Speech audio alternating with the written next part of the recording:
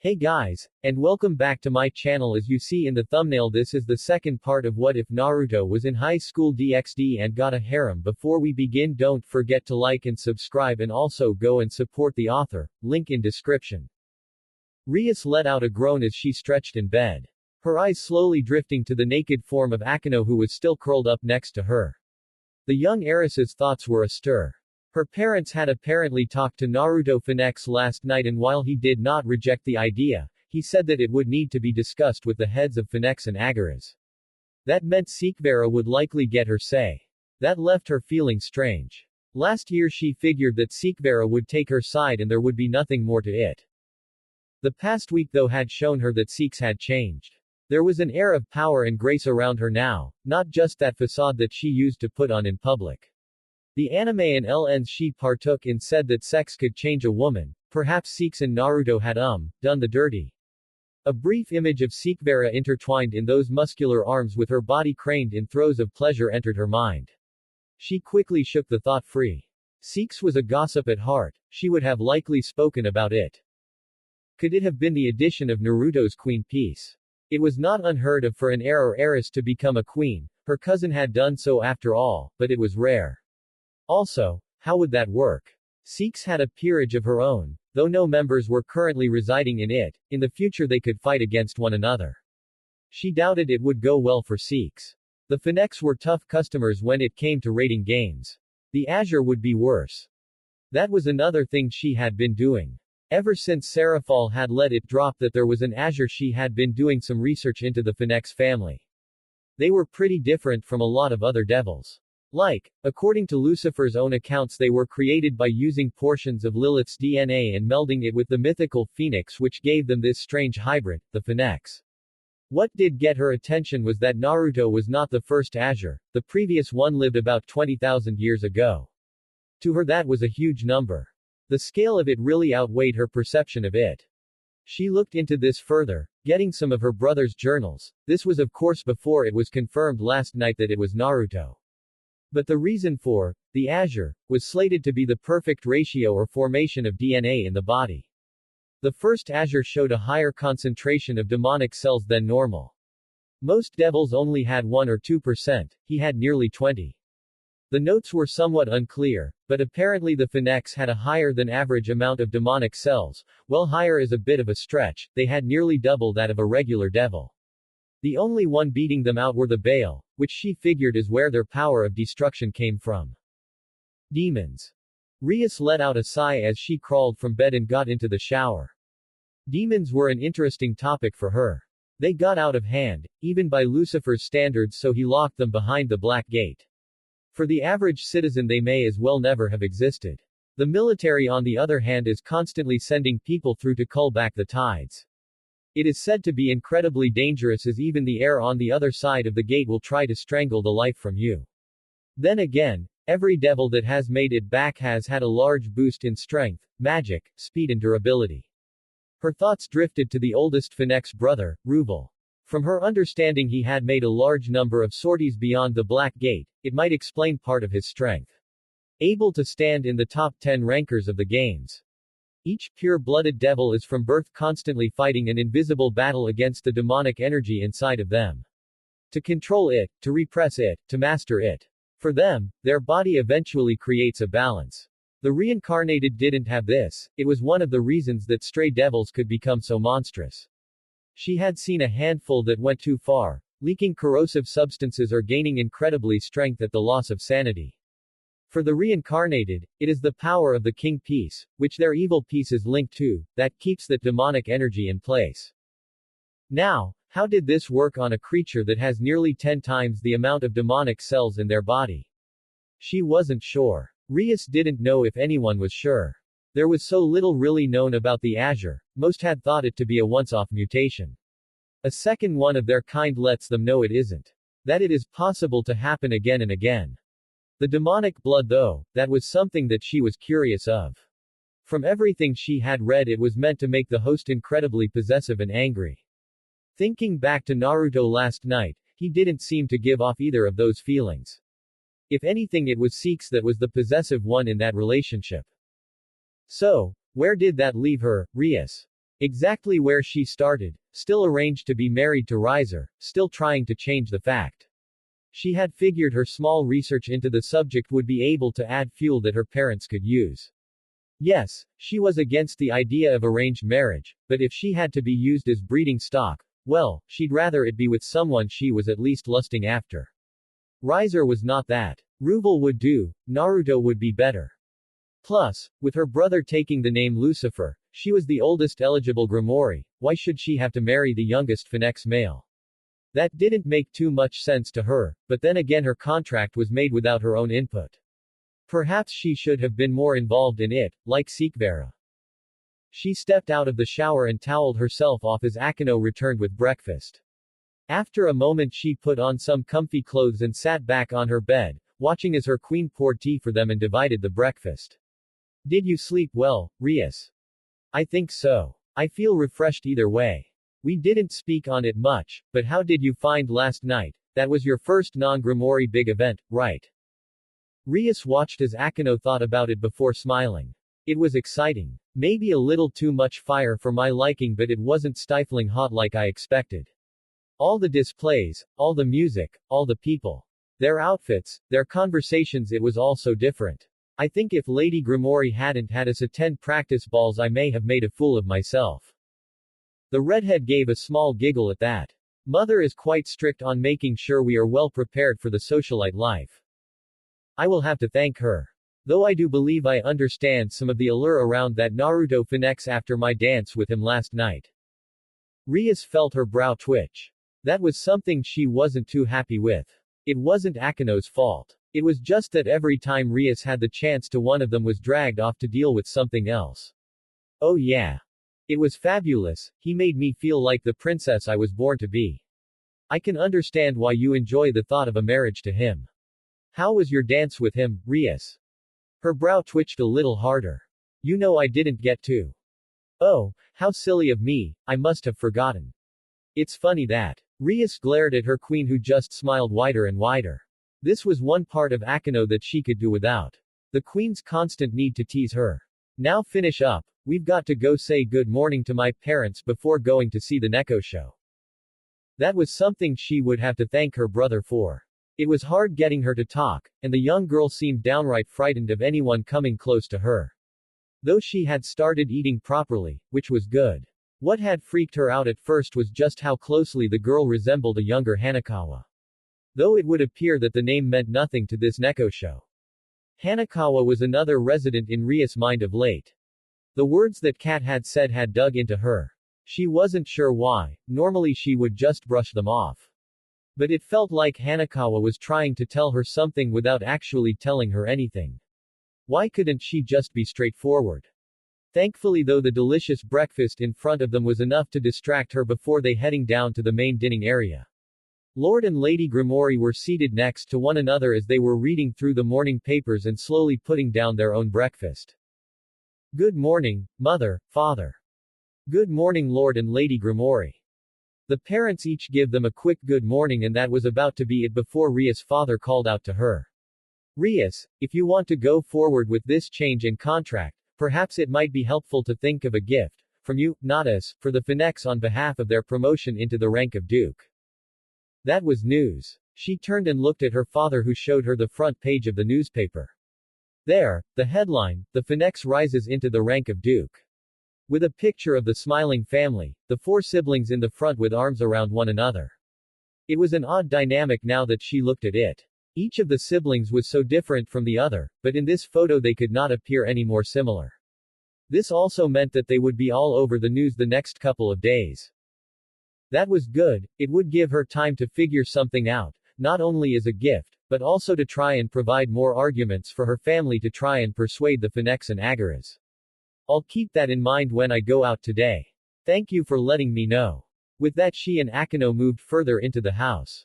A gift of platitude, well, if she wanted to push things forward it would need to be a bit more than that, still it was something that she would need to think about. She actually didn't know a whole lot about the personality of the Phoenix family, most of her interactions were trying to ignore they were there until just recently. She also couldn't address her gift to just a singular member or that could spur a conflict. It needed to be something generic but also something specific. Damn, her day had just gotten much busier. XXX. Sikvara slowly stirred in a bask of warmth. Opening her eyes, she took in the sleeping face of Naruto. He looked so peaceful, so innocent, so defenseless. She wanted to punish him. Still, their talk last night made her heart flutter, even now. He had said he loved her. Well, that he believed he did, but that still counted, right? She felt a weight shift behind her and slowly turned to see the golden eyes of Hanakawa watching her. She stiffened in shock for a moment before relaxing. You scared me, she whispered. You're in my spot, the cat replied flatly. Doubtful. Naruto is my husband-to-be. Therefore this is my spot. The fact that I rent it to you when I am not around is a different story. She watched Hanakawa's nose scrunch up. It looked as though the cat didn't like that. Wake him up then. That was a good question. How did she go about that? She could pinch his nose, but that would be a rather crude way to wake him. She could try to move around until he was disturbed enough, but again that seemed like too much effort for the result she wanted. Instead she leaned up and brought her lips to his, watching his eyes flicker under their lids before groggily opening. She blinked in shock. His eyes weren't blue. They were gray, almost clouded. There was a flash of brilliant red before that blue fire slowly took over and a sense of focus came into them. She would need to look into that, maybe bring it up with him, or perhaps Lady Phoenix. Good morning, sleepyhead. He let out a small groan and tightened the grip around her waist. She lightly batted at his chest before he relented. What time is it? 9:15, we're late, stated Hanakawa flatly. Seeks watched as Naruto's eyes widened before he let go of her and sat up. Fuck. What are we late for? She felt the need to ask as she watched Naruto quickly clean himself with fire. Breakfast. Mum hates it when we're late. Sikvara gave a small nod and got out of bed. She went into the ensuite and washed her makeup from last night off before letting out a yawn and putting on some pants. She followed Naruto and Hanakawa down. Both of them were clothed, in semi-formal wear. She felt like she missed the memo and it only became more clear as they entered the dining area. The main family of the Phoenix were all there, along with their peerages. She spared a glance around the room. Naruto and Hanakawa were underdressed. Then she slowly looked at what she was wearing, a baggy Gundam t-shirt and a pair of joggers. Raven and Revel were in full-on formal wear with the boys in suits. The plates were all full and it seemed like everyone was waiting on them. Naruto bashfully took his seat and Hanakawa took the one to his left, leaving the one on his right open. Seeks was mortified and with the grace of a corpse undergoing rigor mortis moved into her seat and sat down while everyone watched her. I'm sorry we're late. I overslept, my lord and lady. She bowed her head deeply. There was a small clearing of a throat from across the table and she looked up into the cold eyes of Lady Phoenix. A shame, and after how promising you were last night. Perhaps we should look at the Grimoire girl after all. Rolvan gave a small nod as he adjusted the paper in his hands. You're right as always, my dear. Ruvel slowly shook his head. To think I called you sister. Riser closed his eyes and let out a tired sigh. I'm glad I didn't get paired with a slouch like you, Sikvara. Revel looked at her before turning to Raven. Mummy, can we trade her for Rias? Of course, sweetie. No, not Rias. Seek screamed out as she sat upright. She felt a stir next to her and looked down as Naruto slowly opened his eyes. They did that strange flash of different colors again, but her heart slowly started to slow as he grabbed her hand. What did Rias do now? His voice was dry, husky. With a sigh she lay back down next to him. Nothing, I just had a nightmare was all. She saw him raise a brow. What about? It's silly. Not if you're worrying about it. I promise I won't laugh. You promise? Yes. She let out a small breath and cuddled into his chest. I woke up and we were late for breakfast. I showed up what I am wearing now and everyone else was in formal wear. They all judged me and said you should be married to Rias instead. Oh shit. She felt her heart sink. Please don't you dare. Naruto though just cocked his head as she stared up at him. The confusion gave way to a little bit of humor showing on his face. No, I forgot to put my order in last night so breakfast will be late. We don't do family breakfast or lunch, only dinner. She let out the breath she'd been holding and relaxed in his arms. You had me worried for a moment. We can go down if you want, but it'll mostly just be Mum in her pajamas getting her coffee and the paper while giving orders to the maids. No, I'm good. Breakfast here will be fine, thank you. There was a small laugh from Naruto and she narrowed her eyes. You said you wouldn't laugh. I'm not laughing at your nightmare. I just think it's cute how worked up you can get over the tiny things. You really think my family would care if you showed up underdressed to breakfast? To be fair, I am fully under the impression that you are the most relaxed member of the Phoenix family. That caused him to burst out laughing. No way, that's gotta be Ruvel. I swear I've run into him like 4 or 5 times buck naked in the halls. She stared at him blankly. You're joking. Not at all. I wouldn't go past room 405 in the morning unless you want to risk it. His queen isn't too much better. They aren't morning people. At least they've stopped having sex in the halls though. He must have seen the expression on her face as he laughed and held her a little tighter. Don't worry, Rebel is on the other end of the house. I at least wear pants when I leave my room. So all the times I've come here I could have gotten lost and run into, well, that. Oh yeah. I probably should have warned you about it earlier, but it never really came up. Anyway, breakfast. Does English with black coffee work? She nodded dumbly at him. The Phoenix family had always seemed so prim and proper, but this was a new side of them. She watched him roll over and pick up a phone before order 3 English breakfasts, 2 with hot coffee and 1 with a saucer of milk before rolling back and stretching. This is probably a shock, huh? Just a little. It makes me feel silly for getting worried over nothing. Oh, no. Dinner is a big deal. We can't be late without a good reason and must be properly dressed. So, right mindset, just wrong meal. Good to know. She leaned up and gave him a quick peck on the lips. He gave her a big hug and they laid there for a few moments. Do you want to talk about what's happening with you and Rias? She frowned. He had a right to know, maybe. I'm not sure. This could just be her throwing a fit and everyone going along with her whims again. You'd be surprised how often it happens. Probably not. The entire western wing of the house was pink for 3 months because Rebel wanted it that color. That didn't happen, right? The flat look she got from Naruto told her all she needed to. Rebel was a princess through and through. Okay, putting that aside. Rias has a habit of trying to take anything I enjoy. Anime, my figures, my doll Patricia, hells I was the one that spotted Akino first when we were on a little day trip to the human world. She watched him. Naruto appeared to be thinking something over for a few moments before giving a nod. I know that it is silly, but I want to put an end to this. I don't want her to try and take you. That's not silly. We'll talk to Mum later, she'll understand. Sekvera wasn't sure. Will she? I mean, the Grimoire were right. It would be a boon for the underworld if something like that happened. She trailed a bit only to feel his grip on her tighten. I heard just how happy she was that you finally called her mother. Seeks was sure he could see her blush as she tried to hide her face. It was an accident. She is very protective of her children. By blood or by marriage. You saw what she did to the Valak house, right? Seeks gave a nod. They were once pretty good trade partners with the Phoenix, but then overnight they lost everything. Yeah, they insulted Ubeluna saying it wasn't right that one of the most prominent families in the underworld had one of their heirs running around with reincarnated trash as his queen.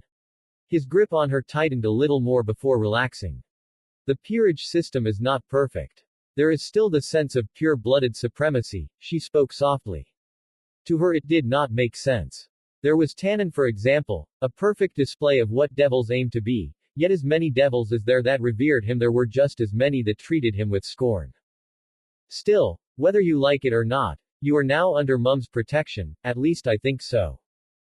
That was a line. She had heard her parents talk about Raven in great detail and she hung on every detail. Raven was apparently born into one of the branch families that were deemed to serve the main family. It was her use of cunning, her talent with magic and her combat abilities that won her the eye of Rolvan and started a long game of him trying to win her favor. It was, in a way, an uplifting tale that showed that your station was not locked at birth. Many have of course tried to push her down, but like the phoenix that their clan is named from, she rises again, stronger and more ferocious. For many young heiresses, Raven was something of a role model. Sekvera would admit that she grew attached to the tale of Raven well before she met the woman. Now though, she lay in bed with a child from the very same woman who had called her daughter the night before. At this moment she felt giddy, this joy inside of her that wanted to escape.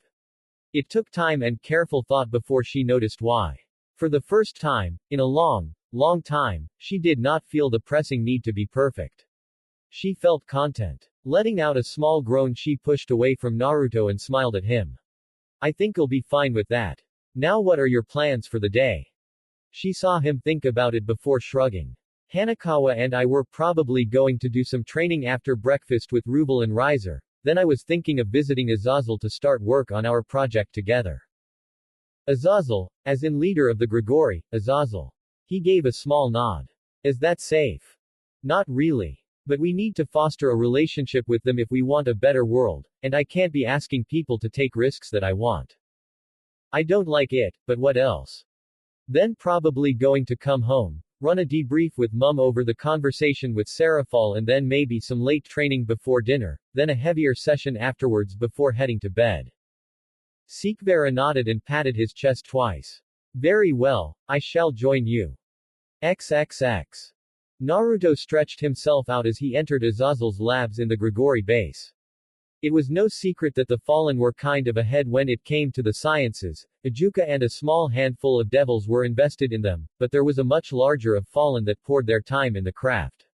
It was also why it was kind of weird. He had expected the Fallen to be after his head because of all their kind his group had killed, but they actually seemed pretty thankful. Apparently he got rid of a group that only served to drag their image further through the mud. It made sense, he wouldn't be too bothered if clans like the Valak and the Ami were to be wiped out. Well, if the Mao called them into action to defend them, they would have to move, he guessed, but he wouldn't be overly fond of the idea. Now, if you look on the left you will see a collection of biblical pieces that we are in the process of restoring, their guide said. She was young, only had a single pair of wings, but she seemed pretty devoted to Azazel and had been singing his praises since they arrived. Naruto looked at the objects, honestly they kind of looked like rubbish to him. Sikvara and Hanakawa both flinched at the mention of biblical items. Oh gosh, I'm so sorry, I'm not used to dealing with devils. Sikvara cleared her throat. There is no problem, Miss Rainier. I do find the subject interesting, but yes, it does cause discomfort. Hanakawa just stuck her tongue out at the relics. He'd have to tell her not to try and destroy them later. You don't appear bothered, Lord Naruto. Ew, please don't call me a lord. As for the Shinny Heaven stuff, no. I'm pretty resistant to all of that. Really? She stepped closer. Yeah. That's fascinating. He could nearly feel her breath on his face. He was sure if he looked down he'd see her breasts squished by that clipboard she was holding threatening to spill out of her dress, or he'd get a straight peer down into her cleavage. There was a cough from nearby. Miss Rainier, I believe you were leading us somewhere. Rainier stepped back and Naruto felt he could breathe a little easier. He looked to Sikvara and saw the muscles around her eyes had tightened. She was not terribly happy.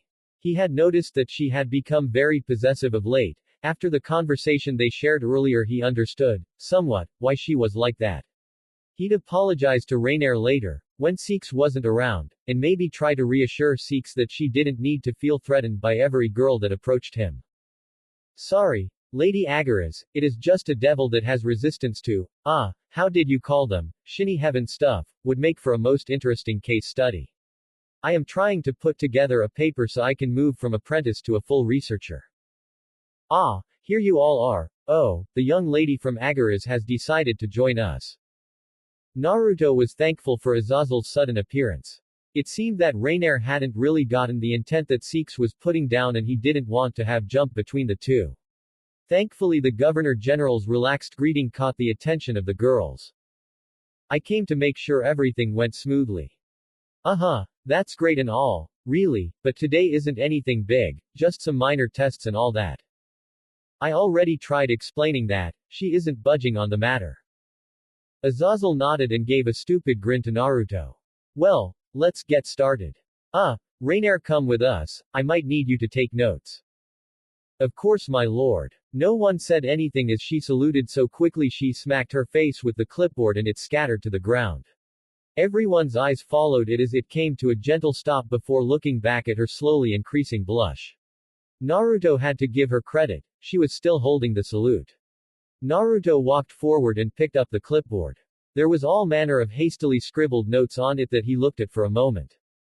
You, can stop now Rainier, Azazel tried but the poor girl seemed frozen. Naruto slowly walked over and held the clipboard out. Want to hide behind this? She nodded and quickly did just that. Nya haha. Did you hear that thunk? Naruto watched the poor girl grow an even deeper shade of red as she tried to hide the entirety of her body behind that tiny clipboard. He actually felt bad for the girl. He lightly patted her back as he looked to Hanakawa who quickly stifled her laughter. It's just a bad day, tomorrow will be better I'm sure. She sniffled. Oh fuck, she was reminding him of Revel when she made a fool of herself. Naruto looked to Azazel who seemed lost, he quickly shook his hands of the situation, mind he'd be in the next room and gave Naruto a thumbs up before leaving him. Naruto slowly let his mouth agape as Sekibara did the same taking Hanakawa along with her. So Naruto was alone with a crying fallen angel.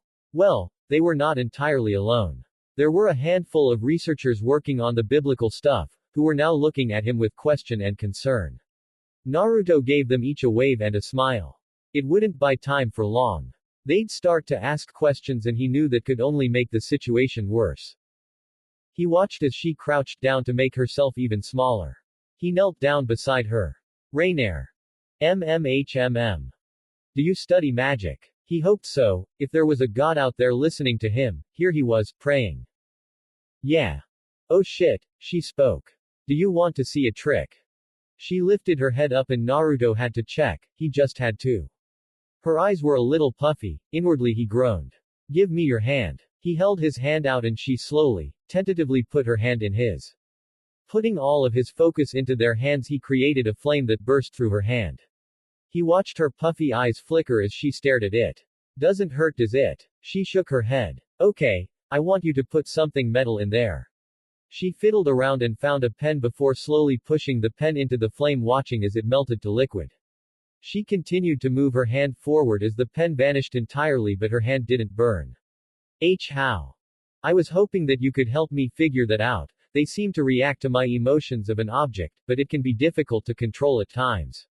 I was hoping you would be able to help out. He was trying to be as soft as possible. Really? Yeah. Like, really. Naruto gave another nod. Yeah, oh, she hugged him. He took a breath in as he was knocked to the ground. He was glad that Seeks wasn't here. He didn't need to be explaining this. After a few moments she let go and sat back rubbing at her eyes a little. Feeling better? Yes, thank you. Okay, also, you seem pretty affectionate, that's cool, just be careful with Sekibara. Why? She seems so nice. How the hell did this one fall? She was way too nice.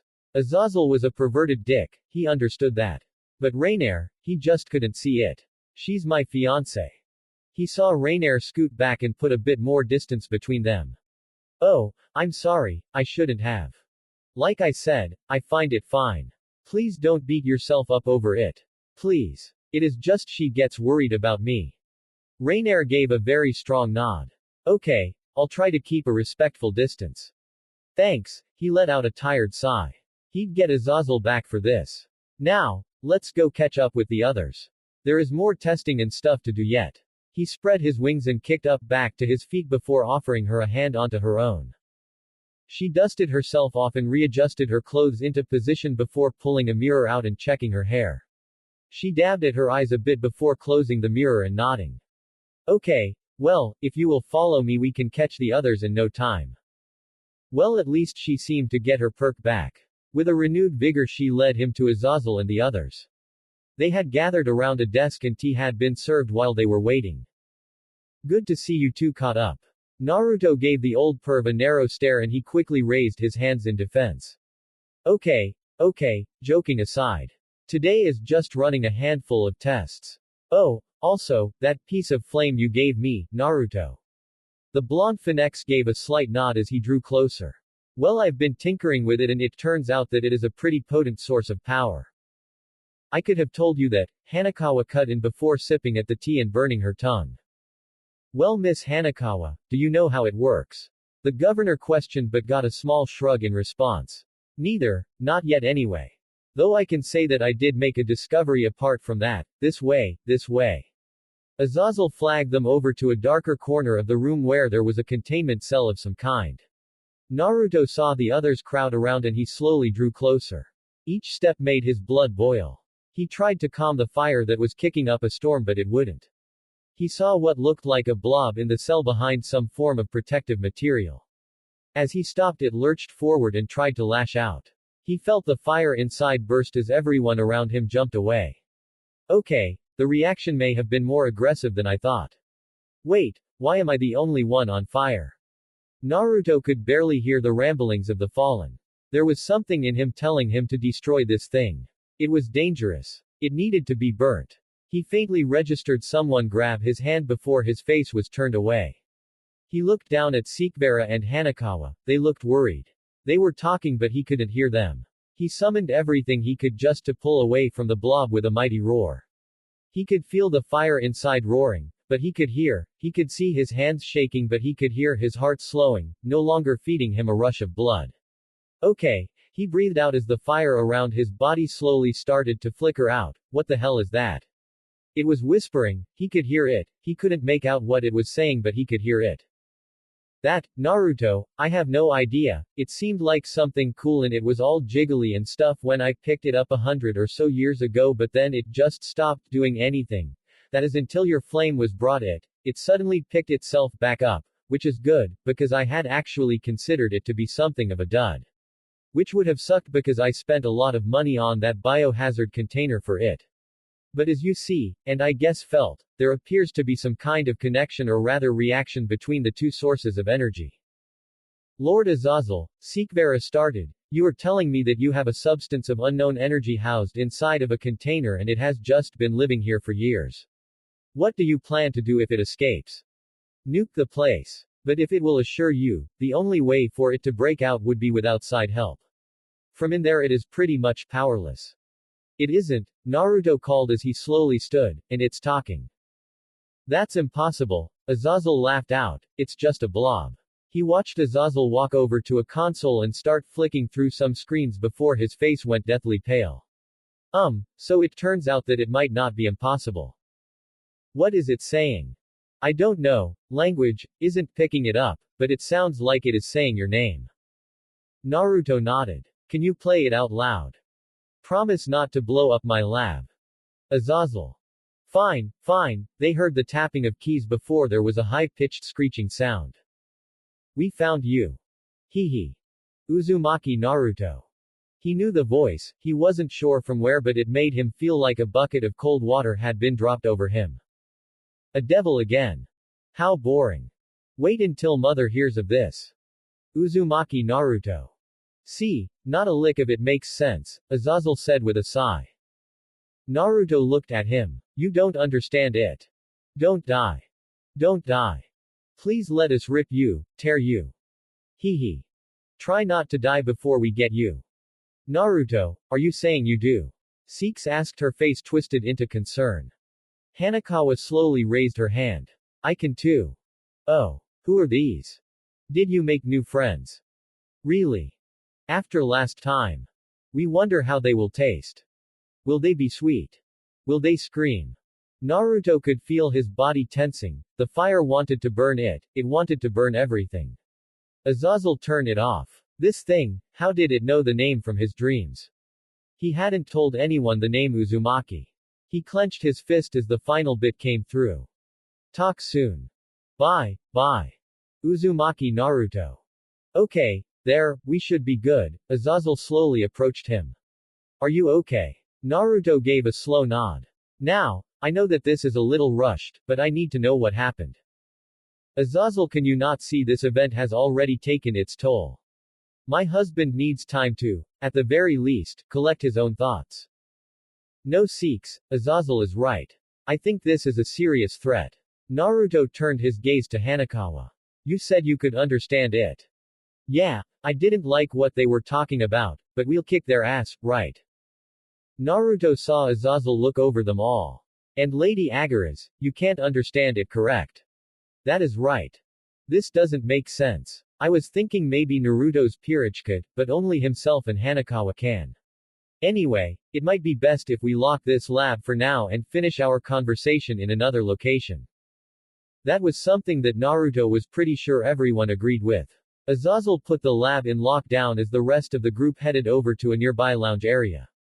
They were joined shortly after by Azazel, who was now holding a pen and some paper. Can you write down what they said? In a language from, I don't know, one that, language, works with. Naruto gave a quick nod and wrote down the one-sided conversation. He handed it back to Azazel, who seemed to frown. After a few moments he showed it to Rainier and Sekvera. Both didn't seem too thrilled with the contents. Okay, so I got a lot of questions. Azazel broke the silence. I'll bet. Who is Uzumaki Naruto, and why does this thing think you are him? Naruto frowned. I think it's me. Well, it's a little complicated. It is recorded that the Azure has very vivid dreams, but I'm starting to think they are memories, not dreams. I can use a lot of the abilities I've used in the dreams. Some I am still working on, but it doesn't make sense. Angels, devils, none of that exists in the dreams. Well, to be fair, to the modern humans we don't either. Unless they are in touch with the supernatural. People could control the elements, Azazel. Everyone had chakra. We could make storms in our palms and spew fire from our mouths. We could split waterfalls with her fingertips and sunder mountains with a fist. Yeah, okay, that is pretty supernatural. Wait, control elements. Yes. I can't now, but the me in my dreams could control air. Whenever I try it I don't know, fizzles, like slips through my fingers.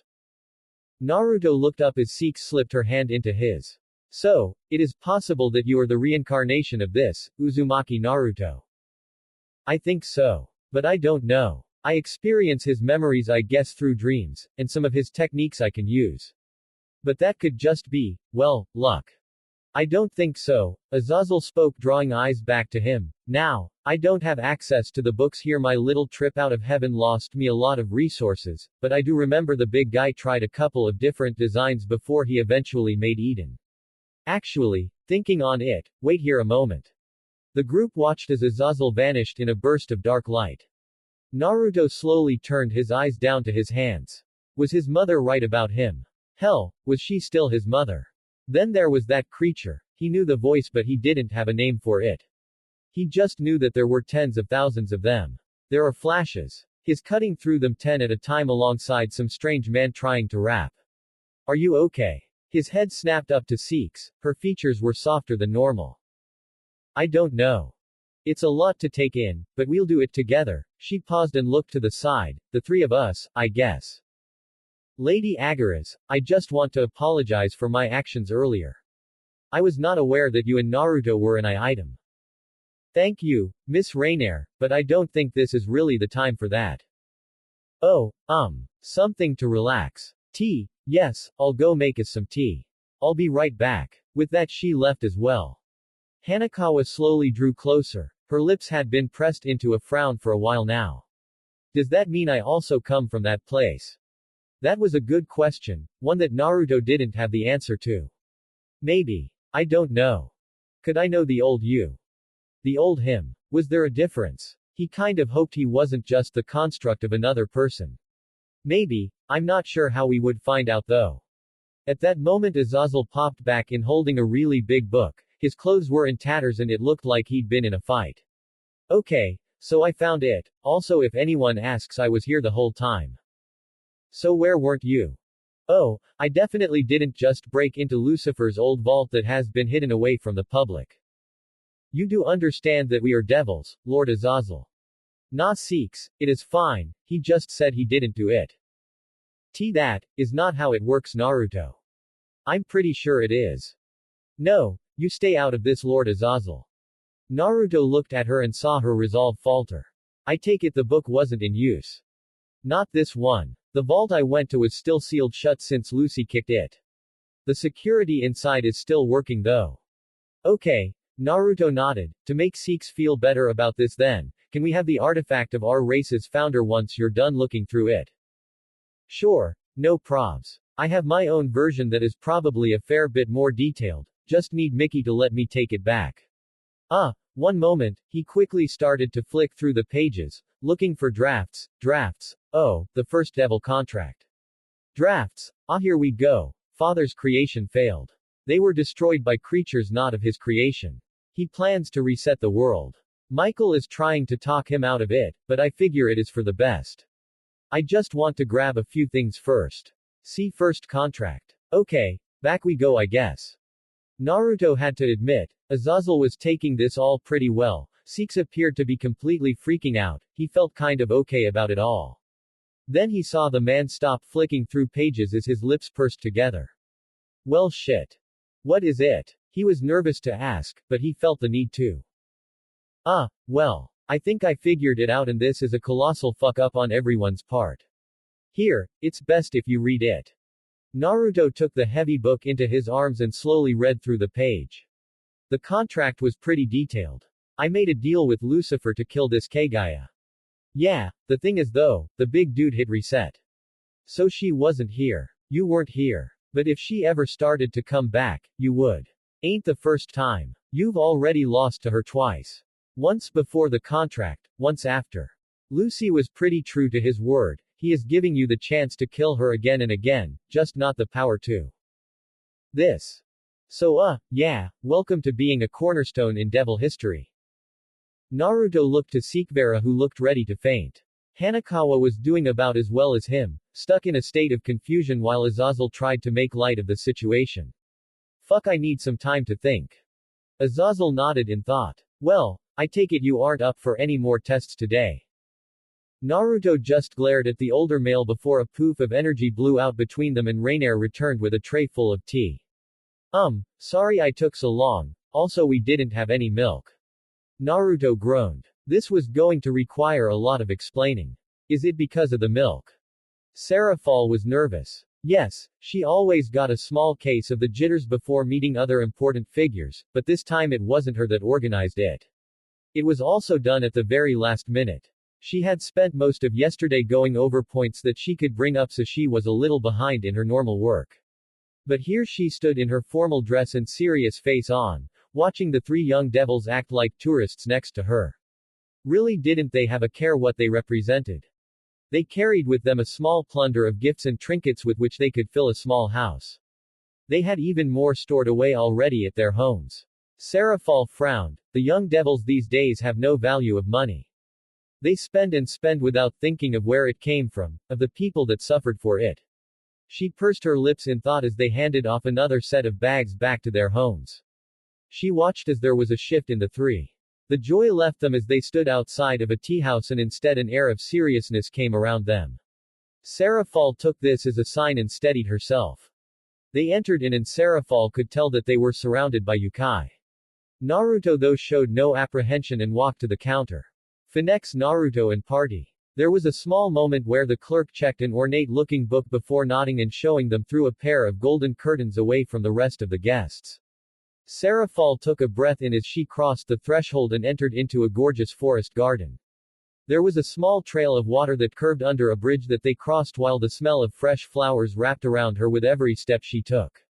She was silent, she was graceful and she tried best to look her station as they came to a table that had 4 people already seated around it on the ground. She watched Naruto, Sekigahara and Hanakawa take a seat without pause and Seraphal quickly followed them. She looked. 3 of the 4 she knew of, Yusaka, the Kyuubi no Yoko of Kyoto, current leader of the Western Yokai. There was Sun Wukong, the legendary sage, and then Kuroka Tuju, a stray devil that killed her king. Then again she guessed that they had quite a lineup as well. Just maybe a few more years under their belts would help. Seraphal watched as Wukong eyed both Naruto and Hanakawa. He actually hadn't taken his eyes off the two since they sat down. Naruto Dono, it is an honor to see you in good health again, spoke the one that Seraphal didn't actually know of. Naruto bowed his head. I feel the same way, Exupon Dono. I see both sides are sporting important individuals today. It is an honor to make your acquaintance, Yusaka-sama. Wukong-sama, I do hope that I can grow wiser from this meeting. She had to give the young heir credit. He at least understood their customs. He gave a bow to each person as he started his address to them. He spoke softly, but powerfully and clearly. He also made sure that each one was greeted separately. Tuju Kuroka, I am glad that you were able to make it away safely.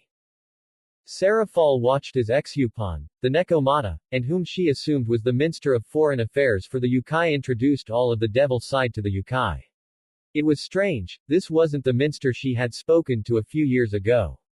This one actually seemed to care about the outside world, just a touch. PSSH, enough of this formal crap. Come on Yasaka, I just want to talk already. The outburst came from Wukong as he leaned back and started sipping tea with his tail. The Kistun's smile strained a little. You can wait a few moments, I am sure, honorable sage.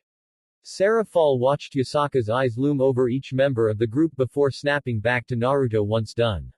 I cannot help but see your name constantly, young Phoenix. For good things I hope. Mostly. She let out a sly smile and Sarah Fall didn't like that all too much. I have been briefed in great detail about what happened during the escape of our Kuroka here, from her view at the least. I would like to hear your side of it. Sarah Fall watched Naruto think for a moment before explaining what he felt, the actions taken, the untimely demise of Hanakawa and his regret at not being able to save her. Then his follow-up investigations and some of what was said to Sarah Fall during the ball, along with the plan of protecting Kuroka should she act as a spy for them. Yasaka nodded a few times before looking to Kuroka then back to Naruto. And why should I allow this? Sadly, no matter how hard anyone tries they will never be able to keep a watch of every corner of their nation. Tuju Kuroka is a skilled and known practitioner of senjutsu that committed regicide. No matter for what reason, that fact will not go away without help. I know I am asking her to place herself at risk, but preparations are already been made to assure her sister's safety, whether she takes this up or not. It would allow a direct line of communication between myself and her which we can use to rid any elements that would disrupt the order we are trying to achieve. Meanwhile, I would be able to keep most bounty hunters away from her and give her a sense of security. We do not bring this up lightly, as it poses a great risk for all parties involved, but I believe it would be a good step in the right direction to unify the supernatural world. Sarah Fall watched Wukong raise his hand. If I may, youngin, I like the plan, I do, and I'll give my vote to it if you come and do some training with me. I've got a bunch of folk that wanna meet ya. And you, Mao Leviathan, what do you think? Yasaka questioned. What did she think of the plan? It was rough, but it had the opportunity to be great. Naruto had also trusted her a great deal in telling her what he did, along with inviting her here. I have spent some time looking into the situation. With relation to the crime that was committed, in good faith or not, there is a way to exonerate Tuju Kuroka, that being if she is able to provide a sizable contribution to the underworld. Normally this is done by spending time beyond the Black Gate, sometimes as breeding stock for a prominent family, but if she is able to provide us with helpful information during her spy duties I would be able to consider her an honorable member of the Devil Society and remove the crimes from her file. And you, Kuroka, what do you think of the offer and situation? That was a good question. One that no one had really considered. Will Sharon really be safe? Sarah Fall could see the look of hope in the girl's eyes. Damn their laws, this one hadn't done anything wrong. I have already spoken to my family and we are willing to apply pressure to the Grimoire clan in order to make sure that she stays well cared for. Along with allowing us regular visitations in order to check on her. Then Seekvara spoke up for the first time, catching Sarafal off guard. The Agaras clan has also heard what transpired. We are in full support of the deal presented and are willing to help secure the safety of Tuju Sharon. We believe that this could be the first step in a unified front against the disruption of peace. Yasaka nodded. I have no objection to the situation. But if Kuroka says no, then I would like for that to be the final time it is heard of, understood? That is more than agreeable, Yasaka-sama. There was a silence for a few moments before Kuroka nodded. I accept. I take it you have some sort of plan we'll need to go over, plus the transfer ritual. Naruto nodded. There is also your stipend as a member of my peerage. Sarafal watched him summon a briefcase and hand it over to her. Kuroka opened the case and her eyes went wide. Really? Naruto nodded to her question, are you sure? Naruto nodded again. Once per year I will give you a deposit of the same amount. Any expenses that are needed for the job can be further supplied, provided a valid reason can be given. Kuroka nodded and closed the case before placing it at her side. When we are done here, I can remove the Amy Bishop and install my own. Hopefully that should remove some of the discomfort it is causing you. Kuroka touched her back a little before she looked down and slowly nodded. It seemed like that conversation was over. Sarah Fall gave a small bow to Yusaka. If I may be presumptuous, Yusaka-sama, I would like to use this rare opportunity to open a discourse between the Mao and the Yukai of the West. This is a good chance for change to start. I trust either yourself or one of those present would be the delegate for any future conversations. Of course. Those here with me appear to be in good standing with the Yukai of the West and respectful of their customs. It would set a good example. Yo, can I talk yet? Yusaka's brow twitched as she painted on a smile and turned to Wukong. Fine, myself and Malleviathan can continue this at another time. That was good. This was actually going really good. The Yukai seemed pretty open to discourse with the devil faction. She'd need to find a way to thank the Phoenix at another time.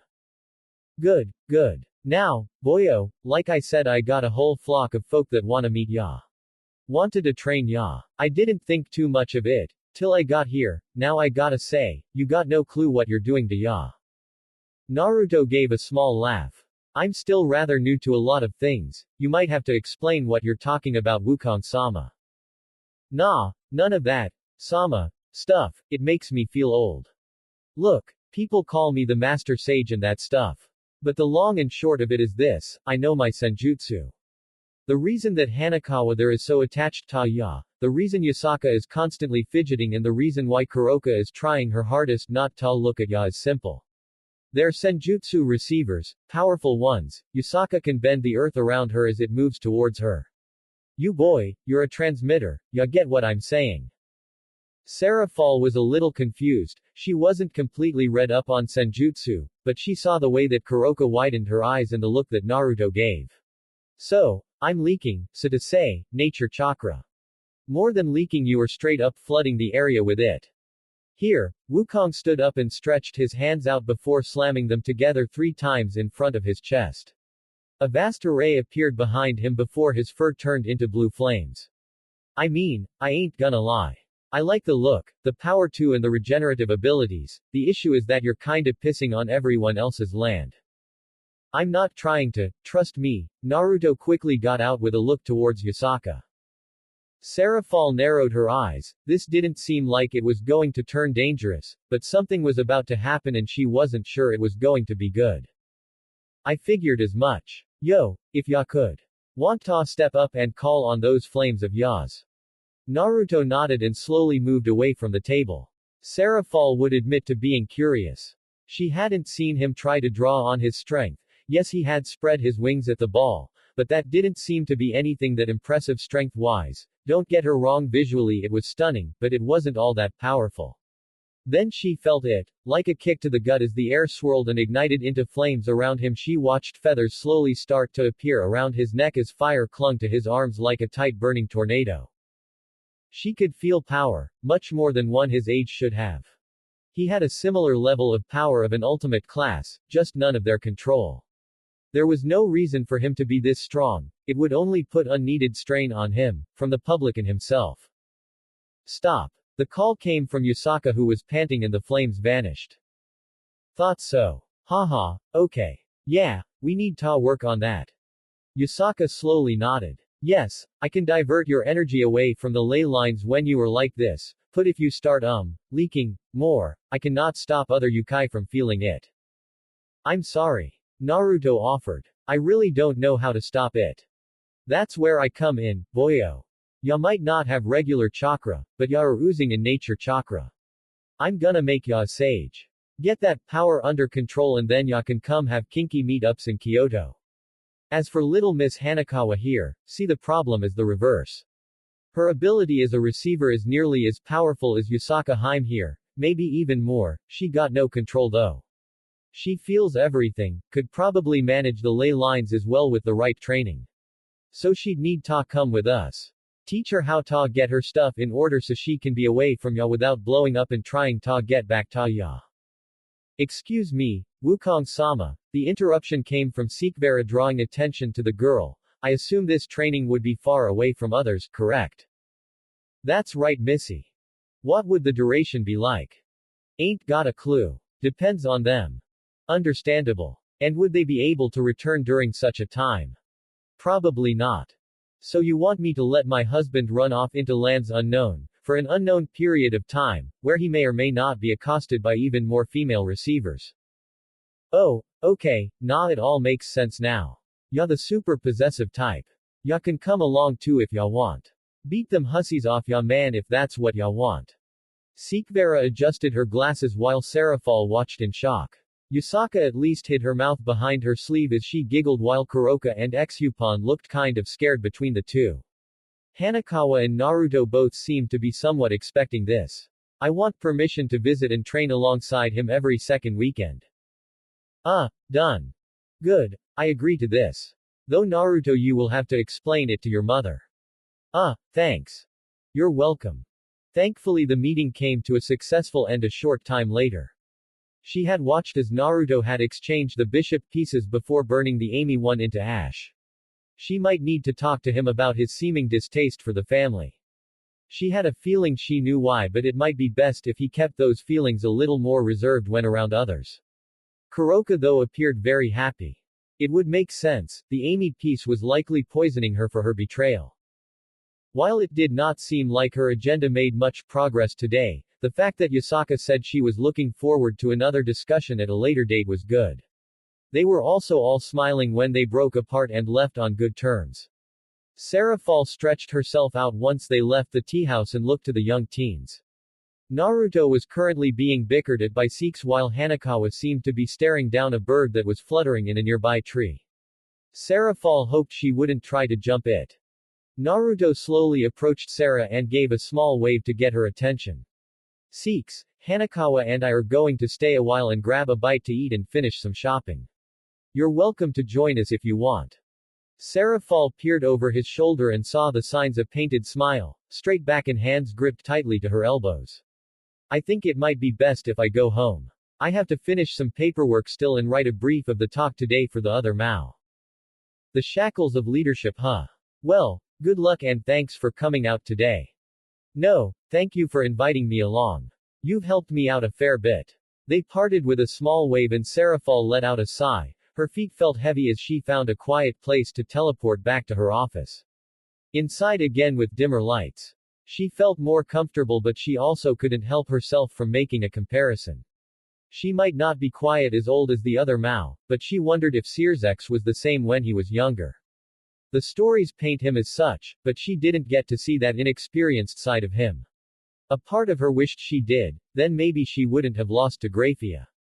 That was a still recovering wound. Serafal may have beaten her out for the spot of Mao, but she couldn't win what she had wanted most. She'd had some time to get over, and kind of made a silly vow to never love a boy again, but she was finding that tested.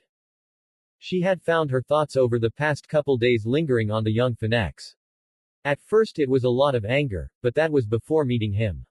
He is relaxing to be around, he treats her like a peer, and while some might say it is disrespectful, she kind of enjoyed it.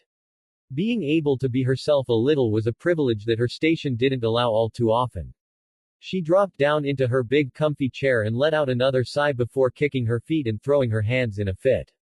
Serafal wasn't dumb, she knew she was starting to get attracted to Naruto. Whether it was because of all of his aid or just because of who he was as a person, she couldn't tell. She also knew that Sikvera was very protective of her claim on the Phoenix, not to mention the age difference. I mean, in 100 or 200 years it wouldn't matter, but for now it was kind of weird. It could also just be a fleeting thing that would pass. So she would squash the feelings, after lamenting about them for just a little bit longer. XXX. Sikvera watched as Naruto pushed himself to the extreme once again. He was leaving tomorrow, yet instead of relaxing and spending time with his loved ones, with her, here he was training himself just so he could more than likely do a more hellish training camp tomorrow. They hadn't spoken much about the reveal in Azazel's, even when they returned there to tell him that the tests and experiments would have to wait as Wukong was dragging him into the mountains. The governor was surprisingly understanding, but that didn't help her feel any better about it. That could also be due to the incredibly disappointed look that the apprentice researcher gave after the announcement. It also bothered her to no end that Hanakawa had been able to understand that language. To her that made no sense. It was not a language recognized by the world. That's the only reason the language perk wouldn't work for it. Then there was Hanakawa herself. She was much quieter than normal and it was starting to unnerve her.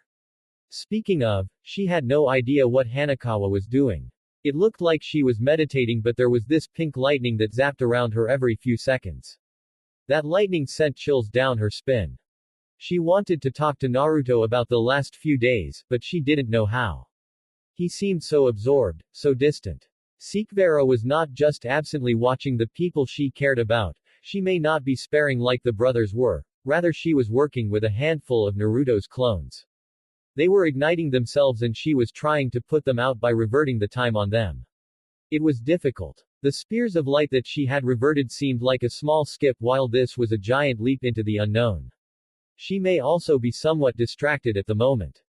This being one of the brothers' ways to bond with one another was not lost on her.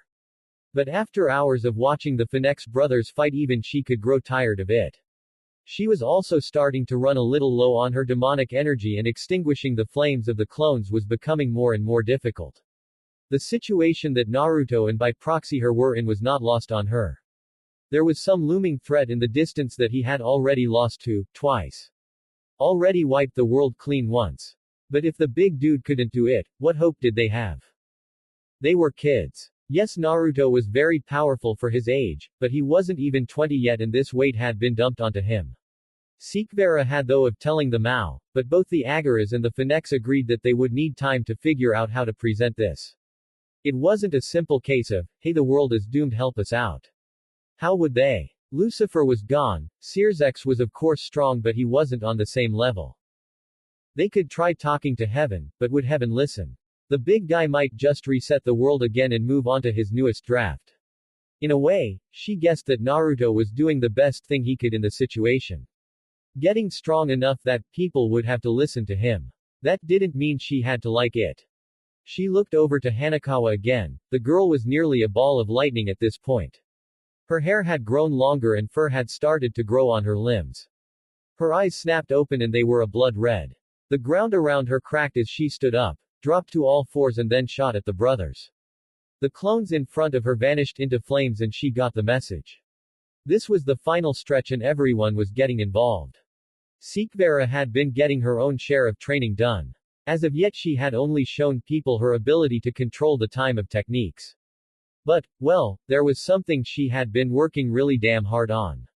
She hadn't actually used it in combat yet, so for her it was a big test. Gritting her teeth she let out remaining demonic energy wash over her body. It pricked and stung at her skin before settling into a thin coat. Forward, forward, forward. She repeated, watching time start to slow around her. Well, that wasn't true. Her easiest way to describe this would be she was in fast forward while everything else ran at normal pace. She jumped up and felt the air rush past her as Hanakawa tried to swipe at her. The cat widening its eyes as she dodged before a feral grin crossed its face. She could see the brothers moving. Riser was likely her best target, with Naruto and Ruble still being a little faster than her. Hanakawa on the other hand didn't seem to want to let her close on them. The cat said something, but she couldn't make it out. That was the major drawback to this ability. Communication was next to impossible. But she was equal enough to the cat in speed. That was impressive in her own mind. She moved forward and dodged under a wide sweep of Hanakawa's hair, the lightning running off of it licking against her skin. She landed an open palm on the girl's stomach, watching as the cat twisted, locking her arm in place with its legs before shooting a rod of lightning to the ground which it grabbed onto. Seeks widened her eyes as her position was lifted and shifted before tossed at the ground. She stopped herself from hitting the ground and quickly diverted her position as Hanakawa crashed down in a bolt of lightning where she would have landed. The ground splintered and the smell of ozone filled the air. She watched as the cat folded itself over before righting itself. Honestly, what the fuck was up with it? She knew that the cat would be fast, it was a knight after all. But the strength it had reminded her of a rook. Was this the power of senjutsu? What made it worse was just how sexualized it made each of its movements. Then it happened. Hanakawa stood to her full height and ripped off her clothes. Six did her best not to roll her eyes, but she also knew that the cat was getting serious. It always complained about how restrictive clothes were, and with how erratically it moved Six could understand. At least Hanakawa was keeping her underwear on these days.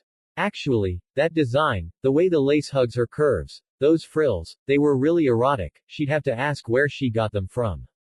The cat sprung forward and dragged her away from her thoughts as she was forced to dodge under a clawed foot that might have taken her head off. Hanakawa did know that they weren't trying to kill each other right. Six launched 3 rapid punches at the cat before wrapping her arms around its waist and pivoting her back foot to toss it into the air. Hanakawa was bad in the air. Those rods of lightning she used were to help make up for the fact, but she had to cast them first. Six would not give her the time and quickly gave chase. The cat did not do as expected though.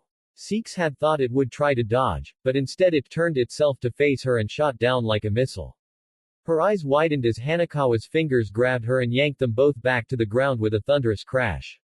The cat didn't stop though and quickly launched a flurry of punches as they hit the ground.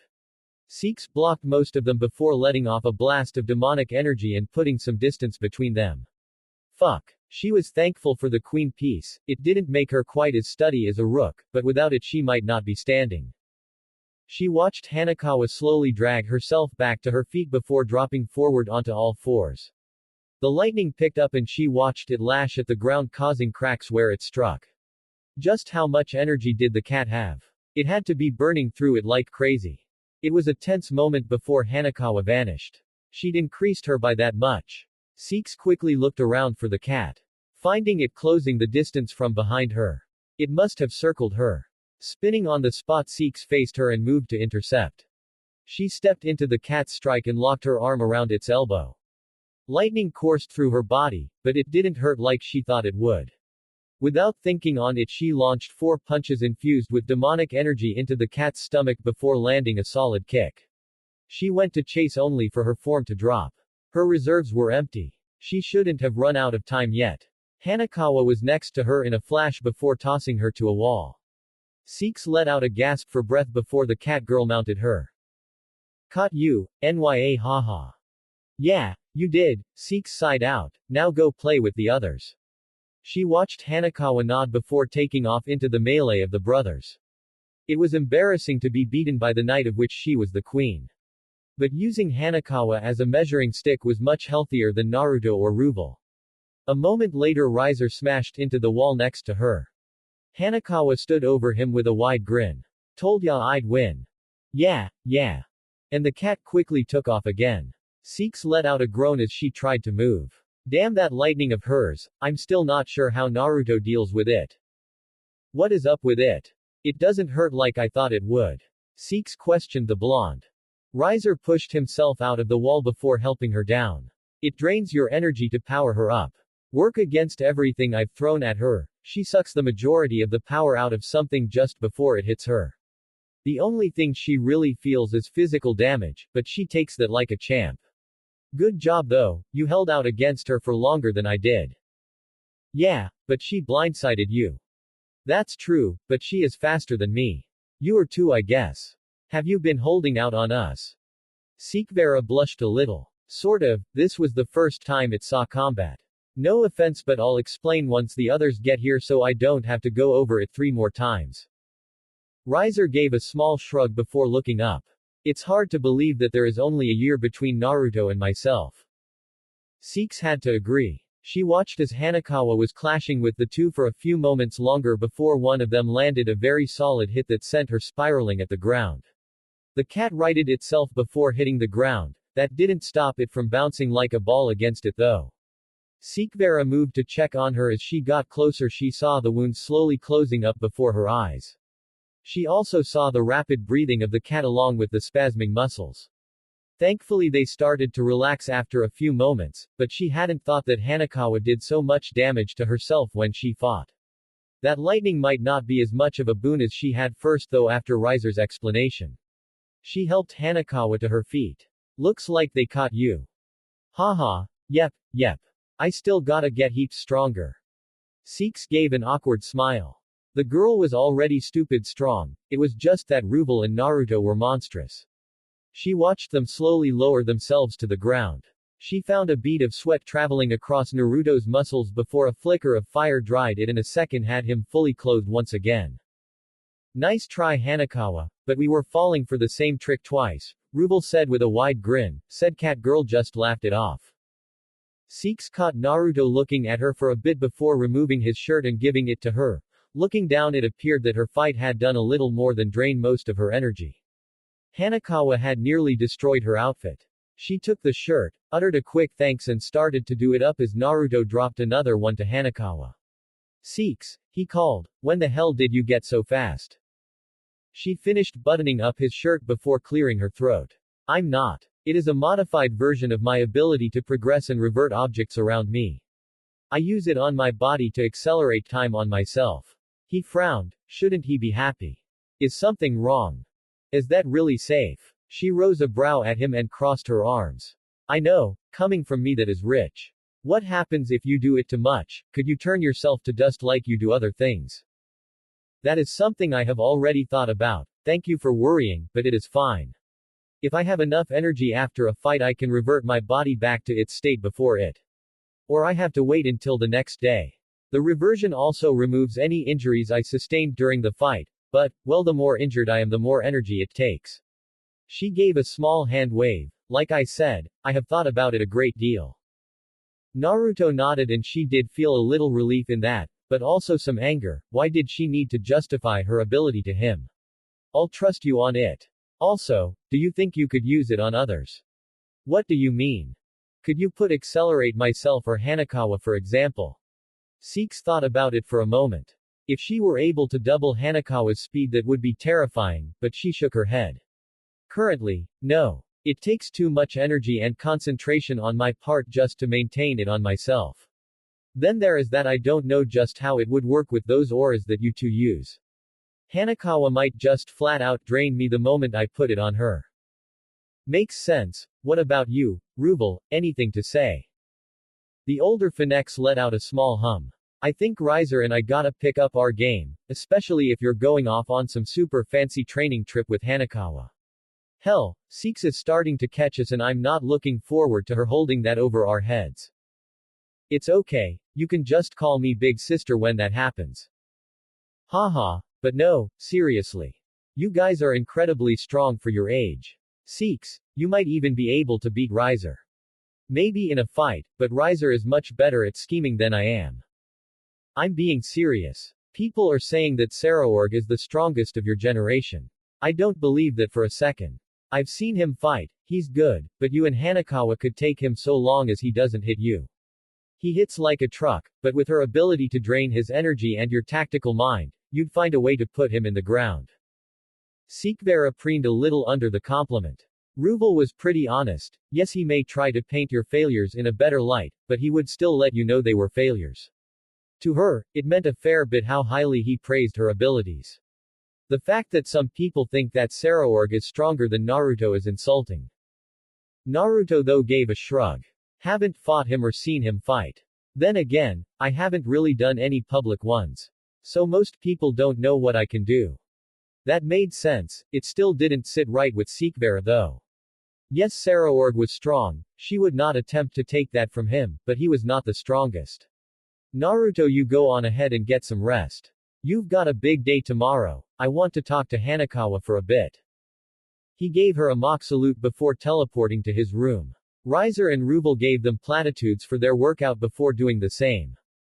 Seeks watched as Hanakawa tilted her head. What's up, Buttercup? Do you remember the rule that I put in place that Raven enforces? She watched the cat girl narrow her eyes. I see you do. Give me tonight with Naruto, and every weekend that I am there with you guys, and you two can fuck like succubi while I am Awa. Here you go. Seeks blinked as a blue vial was being presented to her. Thank you. Naruto's tears. We'll pick you right up so you can go as long as you want. Thank you. No problem. I'ma tell Mumsy so the maids stay away. She moved to stop the girl, but it was too late. She sat there, holding the tears in her hands. A part of her felt like she may have made the worst trade deal in her life. It was too late now. She took out the stopper and drank the tears, feeling her energy fly back up to nearly full. She blinked. It was much different from a regular tear. She had never used one of Naruto's herself, but damn. She thought his energy transfer ability and healing was good, but this was on a whole different level. She felt like she could go toe-to-toe against Hanakawa for another half hour, maybe more. With a wide smile she teleported up to his room, seeing him slowly getting undressed. Bed. Now. He blinked at her and she figured now would be a good chance to show him her control. She sped her body up enough to close the distance and push him down, causing his eyes to widen. She sped up time again and swayed her hips, her arms above her head as she slowly removed her clothes. Oh. Yes. Oh. She reached behind her back and slowly undid her clasps before letting her bra fall to the ground. Remind me how good your imagination was again.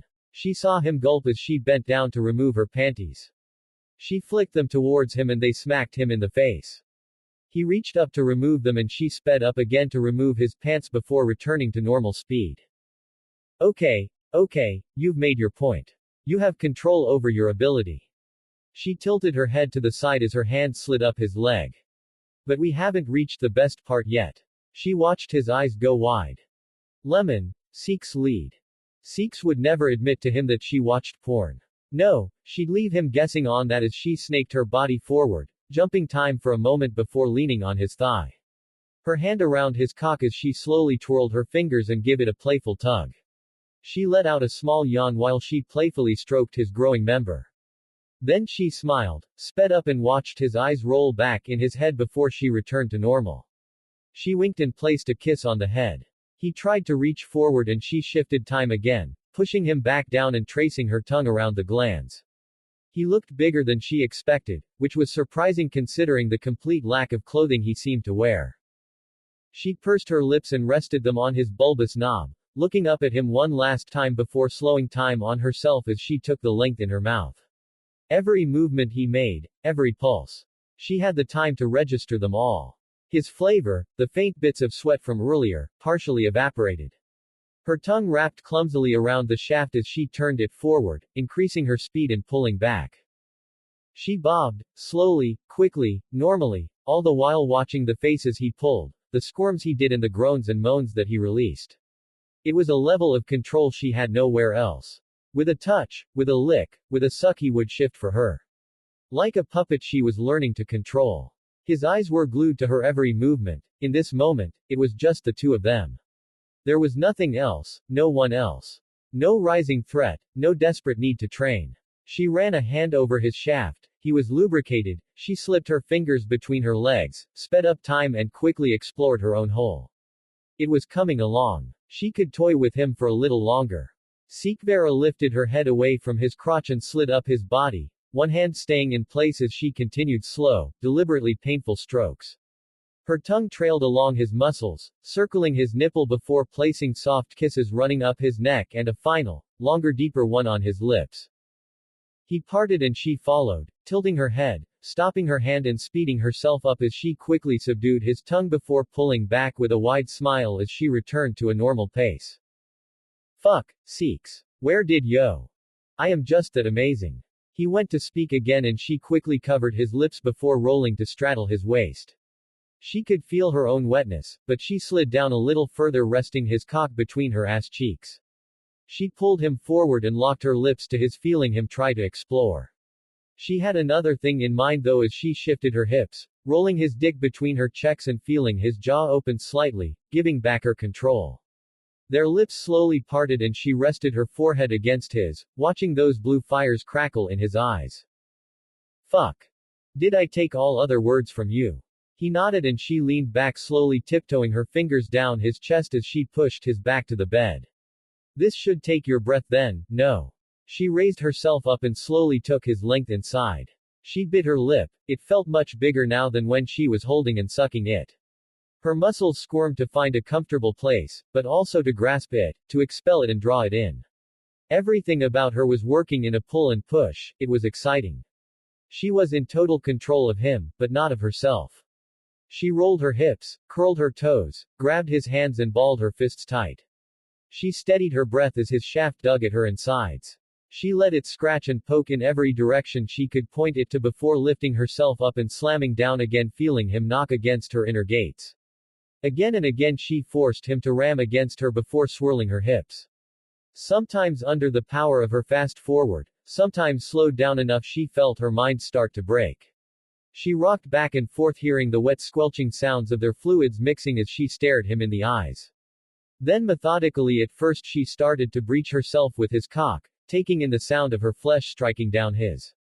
Again and again until she felt him twitch. She put herself in fast forward, harder, faster, rotation, a bucking of her hips, her toes curling and her hair flying back as she forced herself to stable on his chest. Again he groaned into her before finally, his eruption.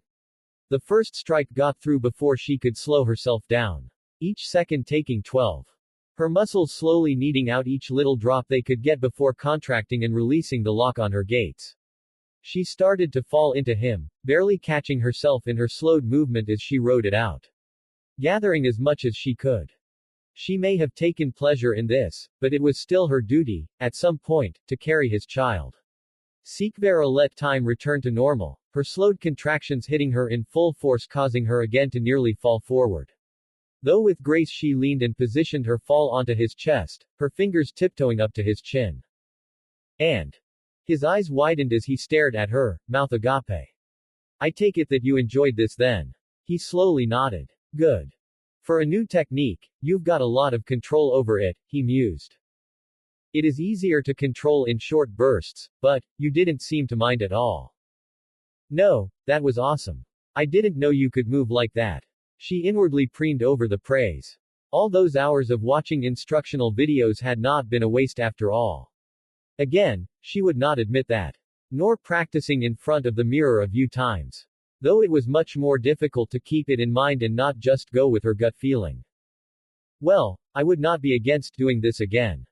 Cool, well, you showed off your control, I guess it's only fair I show off power. Wait, no, what? She found herself flipped over, pinned beneath him. Lemon, Naruto lead. Please, I need a moment, she stammered. He thought about it before leaning down and capturing her lips.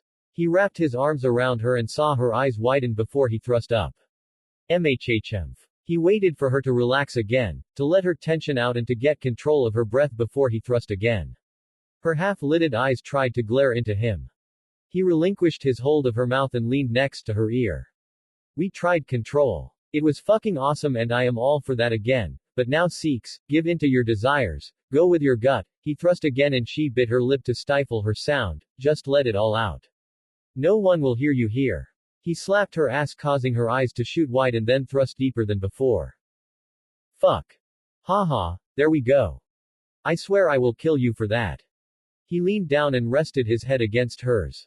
Really? She wouldn't meet his gaze. I can stop if you want. Her eyes snapped back to him, don't. Just, you do love me right?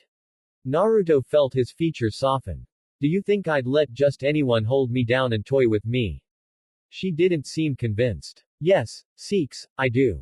I love the perfect in control woman. I love the embarrassed mess you can become. I love the pouty faces you pull when you don't get your way, and I love your attention to every little detail.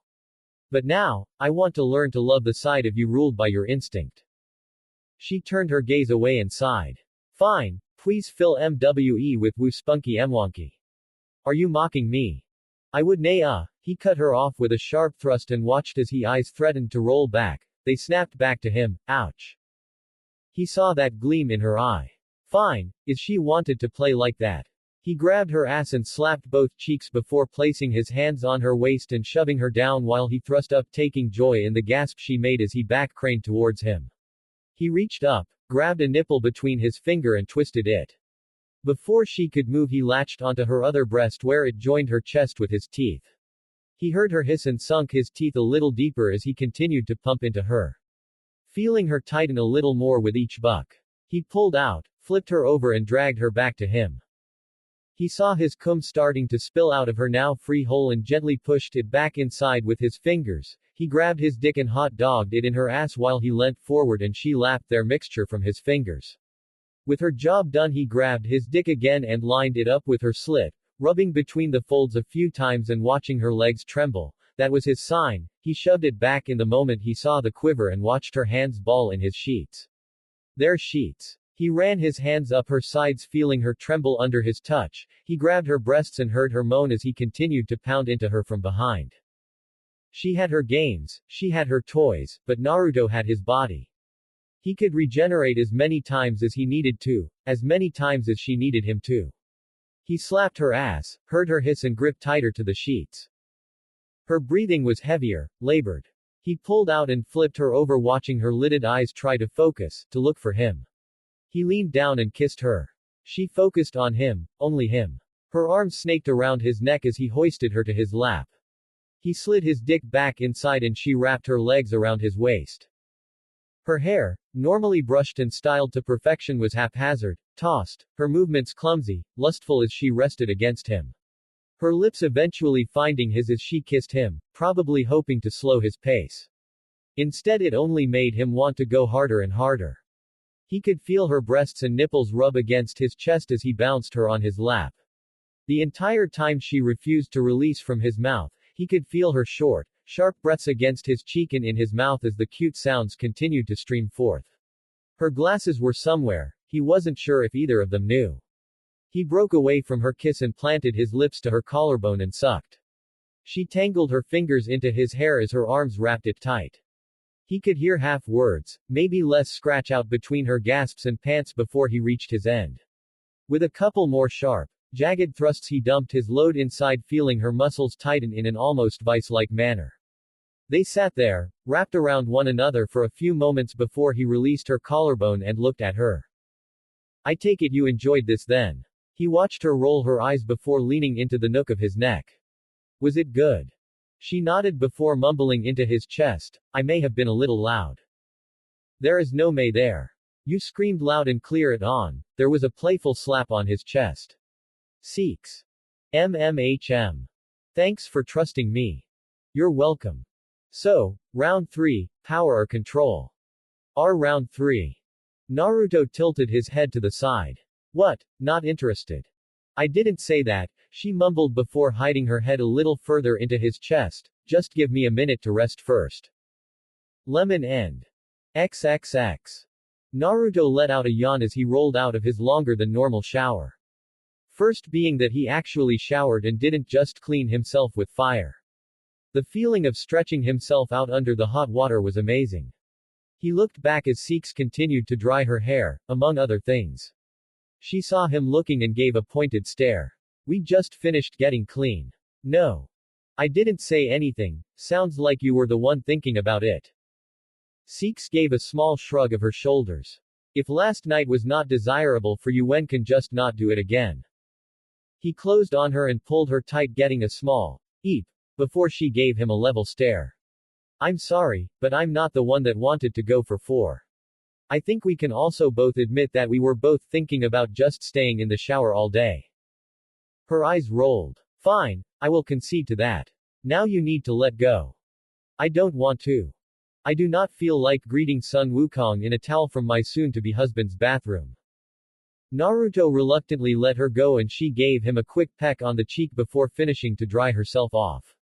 There was a knock at the door and Seeks went back into the ensuite while he opened it. On the other side was his mother holding a pile of clothes. Hey. She was fully dressed, so it was likely she'd been up for a while now as she looked over him and into the room behind him.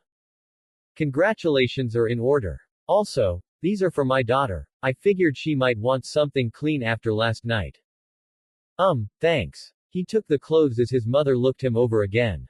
Look after her, and good luck, my son. Yeah, I will. She leaned forward and closed the door, leaving a stupefied Naruto to walk to his bed. A moment later Seeks walked out, her body dry now, the towel gone. As she approached him there was a forming purple mark on her collarbone that he was somewhat proud of. Who was that? Mum, clothes are for you, he motioned to the pile. That may have been the most awkward conversation I've had with her. Really? Okay, within the top 5. Seeks let out a small hum as she got dressed. Naruto absently looked over as she pulled up a pair of shorts before putting on some very large shirt and vest combination. He had to admit it looked it also made her breasts stand out a lot. But what really got him going were those long boots and the tiny clips she put into her hair. He saw her fiddling with a piece of paper. What's that? A note, from your mother. As a symbol of our love for my newest daughter, until my son can find you something better. She must mean this. Six opened a small box and her eyes widened as she slowly pulled out a long golden chain. Attached at the bottom was a phoenix made of gold and sapphire clutching a vial of Naruto's tears. She undid the clasp and hooked it around her neck, letting the bird sit atop her breasts. I wonder how long she's been holding onto that. Do you plan to get dressed at any point, Naruto? He thought about it before shrugging and snapping his fingers. Done. Naruto watched her take in a deep breath before muttering something under it. Oh, Wukong is here. Her head snapped to look at him with a risen brow. We should hurry up then, no? Yeah, I guess, don't worry, we've still got breakfast to have yet. He is joining us, remember? Fine, I shall meet you down there, make sure you've got everything. With that she left. Naruto looked around his room, nothing really stood out that he might need. With a small shrug he closed his door and stuffed his hands in his pockets as he walked down into the dining room. His siblings were already there when he arrived, along with Hanakawa and a very flustered Sikh standing next to his mother who had a pleased smile. There's the sage Tabi. It's good to see you again as well, Wukong. Well, ya ready to go? No breakfast? Nope, no time, sorry Phoenixes, I gotta get these two on the path. Got a lot of people to see and daylight is burning. Naruto nodded, okay, let us say goodbye real quick then. The old sage nodded as the Phoenix family gave a very quick and abrupt goodbye that was not planned. They had thought to have a bit more time to discuss it, but apparently there was work to be done. Make sure you behave. Yes mum. Get strong little bro. I'll kick your ass Ruvel. Do try not to cause a diplomatic incident. No promises Riser. Then he came to stop at Revel. You still owe me ice cream. When I get back, I promise. He turned and faced Rolvan, be well father. You too my boy. We'll continue your training when you get back. I'll see you soon, Seeks. Seekvera stepped forward and gave him a tight hug. Will you survive 2 weeks without me? I don't know. It'll be difficult. She playfully hit him before nodding. Stay safe, Seeks. I think you should heed your own advice. Now, go. Shoo, before I change my mind about you running off. Naruto looked over and saw that his mother handed Hanakawa something before giving the girl a tight hug and sending her over to them. Looks like we're ready Wukong. Great, hold on to ya stuff, this is a long one. He clapped his hands 3 times and there was a chime of a bell before a loud screeching was heard all around. Naruto looked and they were still in the Phoenix homestead, then a giant door almost as large as the room appeared and opened wide showing a verdant expanse on the other side. He looked to Wukong who nodded before he leapt through, Hanakawa on his tail with Wukong giving a final bow before he jumped through as well. The grass was softer than he thought. He quickly scanned the surroundings, are we on a mountain? Oh ho, that was fast. But yeps. Ah, here they come. Naruto looked around as a dozen, no more, maybe 30 birds circled around them before perching in trees and atop stone pillars. What got his attention was the 9-headed version. The wings were a brilliant blue-green in color while crimson flames flickered from the crests atop their head.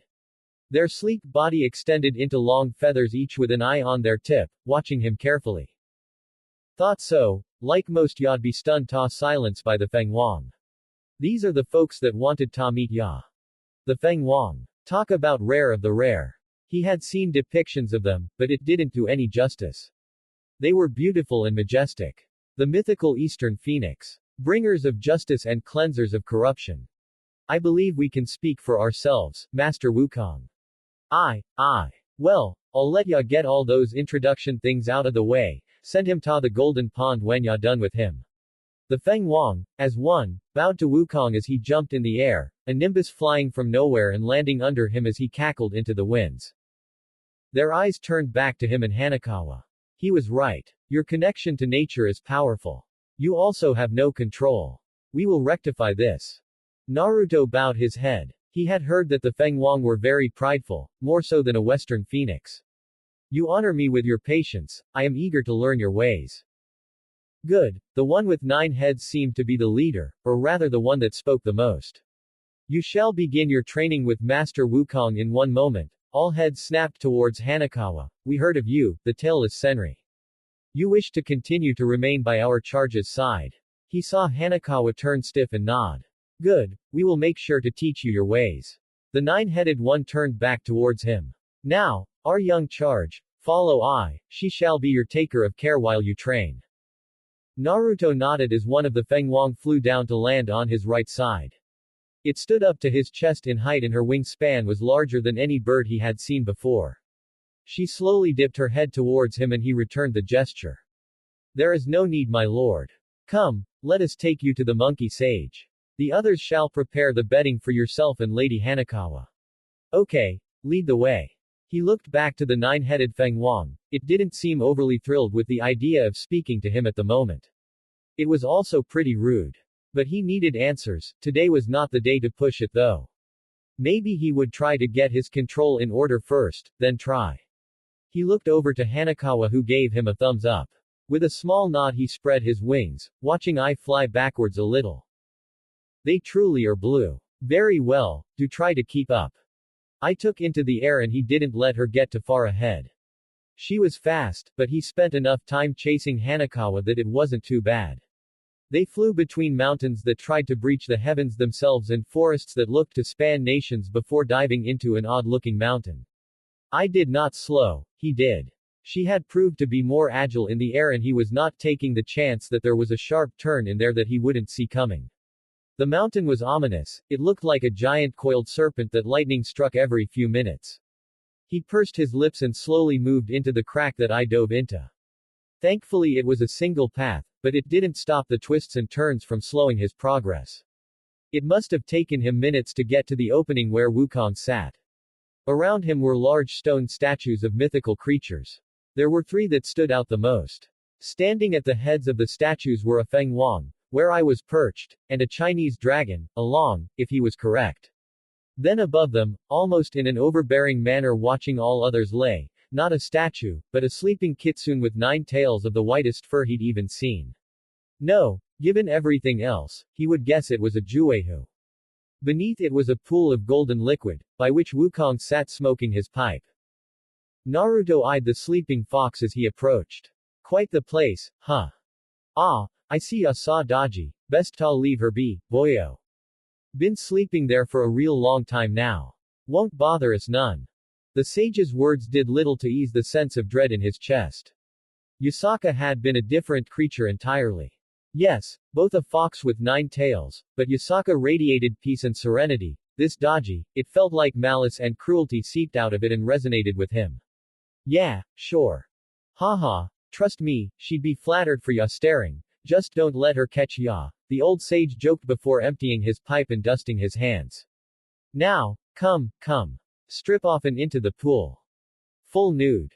Full naked. There was a short laugh afterwards which Naruto tried to ignore as he burnt his clothes away and stepped into the golden liquid. Well, he would like to say he stepped into it. The truth though was he touched it with his toe before something else, something he couldn't see dragged him in. He heard the monkey laughing behind him before it vanished and the sound of thunder came rolling over him. He spread his wings and flew up, but he wasn't in the cave. He looked around and well, the pool was beneath him, but it was resting atop a floating piece of rock. The sky was dark and lightning flicked through the skies in rapid strokes.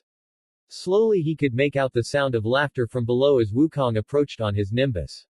Ya shoulda seen ya face, boyo. His tone changed as he came to a stop next to Naruto. Ah, yep. Figured as much. Where are we? It looked nothing like the area they were in previously. He couldn't even see the ground beneath them, it was like being trapped inside a storm. We are in ya mind, boyo, or rather your spirituality and it's all kinds of messed up. I'm sorry, repeat that. He could have just sworn the crazy old monkey said it was his head. We looking at ya spirit. I thought you said that. Okay, I think you've been smoking your pipe a bit too much. Naruto went to reach for it only for Wukong's tail to slap his hand away. You're a flying boyo made of fire and going into ya mind is crazy.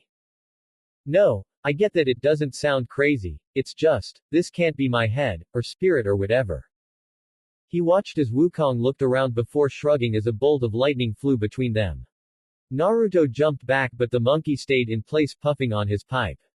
Why not? Naruto just pointed at the desolation and storm around them. Like I said, ya is messed up. Okay, let's go with the ridiculous idea that this is me. It is. Okay, what are we doing here? He saw Wukong take a long puff of his pipe. Ah, boyo. We are here to temper ya temper. I'm not angry though. Wukong took a long look at him before laughing. She, boyo, the moment I saw ya I felt it. Yusaka felt it, Kuroka did and probably that little cat of ya's as well. So ya can lie ta yourself if ya want. But don't try ta lie ta me. Okay, let's say I am angry. Ya is. Naruto took in a deep breath. Why does me being a little angry make this? He motioned again to the storm. A little angry. I guess I'm only a decent sage then. Naruto narrowed his eyes on the monkey. Ya full of anger, hatred. Ya can't connect ta nature like that, boyo. It'll kill ya. Okay, so we have to destroy my anger or something, right? Wukong again started to laugh. Normally, ya'd be right. But ya devils make everything hard ya know. I asked, round, we gotta go a different route with ya. The previous Azure, ya know what his sin was. Sins, they didn't mean a whole lot. At least in Naruto's mind. As for how devils view them, it was where their power came from. Ruval was lust, easy enough to figure out, the more he lusted after something the stronger he became.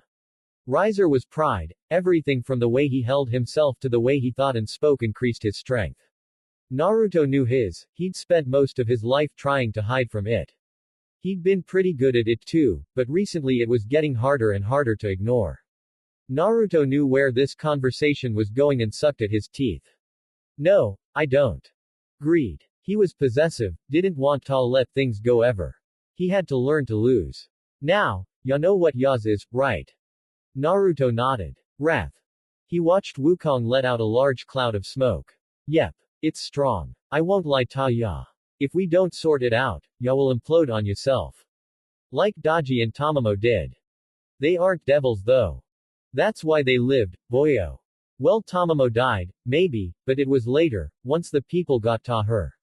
Daji just ran and ran, till she fell asleep, never ta wake up. Ya can give in, you'll be strong, no doubt about that. But ya will be a beast that burns out, like that Lucifer did. Gave into his anger and look what happened. Or, ya can learn ta control it, become one with it. Then the world will open for ya. Naruto gave a small nod. He didn't really like the implications of failing here, but he also now knew what was on the line. Maybe, perhaps he was different, but he wasn't really in the mood to try and test that out.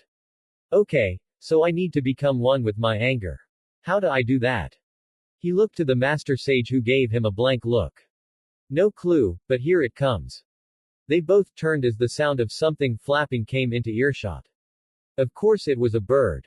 The lightning stopped, and then with a mighty gust of wind the clouds parted and Naruto's jaw dropped. He pointed at the creature and turned to Wukong to see his pipe fall from his mouth. He looked back and all he saw was blue. The creature's wings spanned all that he could see as it flew towards them with its talons extended and its beak open. A loud screech pierced the air and the two quickly restarted and ran. What the fuck is that?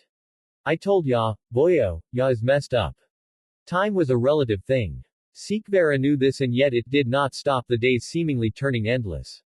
They stretched for so long she felt she had all the time in the world to prepare herself with her training, with her oratory skills, with her magic. This was not the case. Yes, it felt like it dragged on, but once she started something it vanished until she stopped. 4 hours could pass in a flash only for the next one to stretch. She had of course thought about placing a barrier around herself and slowing her body down so that time would, in theory, pass faster. It had been 3 months since Naruto left with Wukong, and she had shown up to train a number of times, but the monkey and Naruto were nowhere to be found. After she had gotten over the shock of where they were and what surrounded them, she had asked. He was apparently taking longer than expected in his first trial and could not be disturbed during it. That didn't sound too right with her. So she had checked with Hanakawa, and the cat hadn't seen him in as long either. Though she could feel him, and he was fighting, what it was she didn't know. That was a constant worry on her head. She may have hidden this fact from the Phoenix family. It was best to not plague them with such thoughts with how busy they had become. Actually, she hadn't told anyone sans serifal, and that was only in the case that something went wrong, as she was there when it all started. The Mao had thanked her with a serious expression on her face. What was stranger though was the way the Fenghuang would all turn their heads off in the same direction at the same time every now and again. They could feel something, but they wouldn't tell her about it. She had a right to know, didn't she? There was also a pile of work for him that grew by the day. The things she could handle she would. Like negotiating trade, of course, after running the final dealings through Raven, or some of his minor contracts. That was something that surprised her. Most people tended to form contracts with humans, being that they were the most numerous creatures it made sense, but no. Six had found herself helping dragons, yokai, a small handful of fallen and a large number of devils. There was even a vampire family in the mix. Some might be wondering why she was doing all this. They'd be right too. Was it because she was a dutiful wife to be? No, well, not entirely. She did like the idea of being able to help him where she could, but the idea of him owing her was all the better. Once this stupid training of his was done, she was calling it in. A week of his time, no training, no visiting others, just him, her, and Hanakawa, she guessed. They were going on a holiday and getting away from all of this mess that was piling up. So where was she now? Currently stuck in a place where she could not escape the thought of Naruto. Across from her was Lord and Lady Grimoire, along with Rias. To her right was, thankfully, Raven, and on the other side of Raven was Riser. They were seated in the Phoenix conference room, and if went for the cushions on this chair and the company of the Phoenix, it would be the singular worst experience of her life. All they were talking about was the material and political value of the marriage. She supposed that is how her agreement had started as well, but now it didn't sit right with her at all. Correct me if I am wrong, Lord Grimoire. The calm yet stern voice of Raven snapped her attention back to the conversation. 6 months ago, the Grimoire heiress sat at this table wanting to void the contract that was made, or am I imagining that? Lord Grimoire's smile faltered a little. You are not. When the idea was rejected, did your heiress not then run through the streets trying to slander the name of my house? Six knew that he could try to argue or refute it, but Rias had made quite the scene, even trying to get interviews on the subject to spread awareness. That is also true, he said with a heavy sigh. Then I ask you, what is to stop her from doing so again this time? Lord Grimoire looked to Rias, who sat a little straight and held her head a little higher before she spoke. I have been incredibly hasty in my dismissal of the previous contract.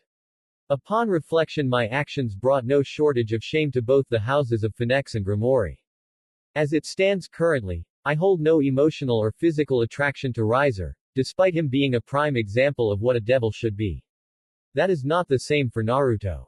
I can feel a strong physical attraction. Six inwardly cringed at the thought, and in time I am sure it will turn into an emotional attraction as well. This along with a new sense of duty. Sikvera held up her head to cut her off, seeing a look of shock flash through Rias' eyes. Six turned to Raven, if I may. Getting a small nod, she looked back to the Grimoire group. As the future Lady Phoenix, it is my duty to make sure that the clan is constantly moving in a positive direction. Rias, you are a good friend, but your actions so far have shown that you are a risk. There have been multiple instances of you neglecting your duty. 2 cases being when you withdraw from the sortie to capture Kuroka Tuju, second being you actions towards the Phoenix clan while under a contract to be betrothed into it, which was signed by both heads of house. So I would ask you, not as a friend, but as the future Lady Phoenix, what guarantee do we have that you will take this duty seriously? She watched the confidence in Rias deflate a little. A part of her felt bad, but she was doing this to protect everyone. What she didn't expect was Riser to shift forward. An important thing to keep in mind as we go further, a Phoenix's responsibility is first to their family, then their clan, then their friends, and finally the underworld at large. I will not come to an agreement that does not benefit my brother first and foremost. This talk of his offspring is of little concern in my eyes, as there are plenty of powers that are just as useful if not more so than the power of destruction that Rias possess. Sikhs could hug the big idiot, but that would also break the flow of the meeting. For now she would send a small smile his way. She looked back to the Grimoire family who appeared to be in thought. There are a number of things we could do, Lord Grimoire started, to ensure that everyone feels we are moving towards a steady end. As I understand, Naruto has most of his evil pieces yet remaining. I reject the notion. Sikhs surprised herself at how quickly she shot it down. Each generation of devils competes against one another to prove their strength during the raiding games.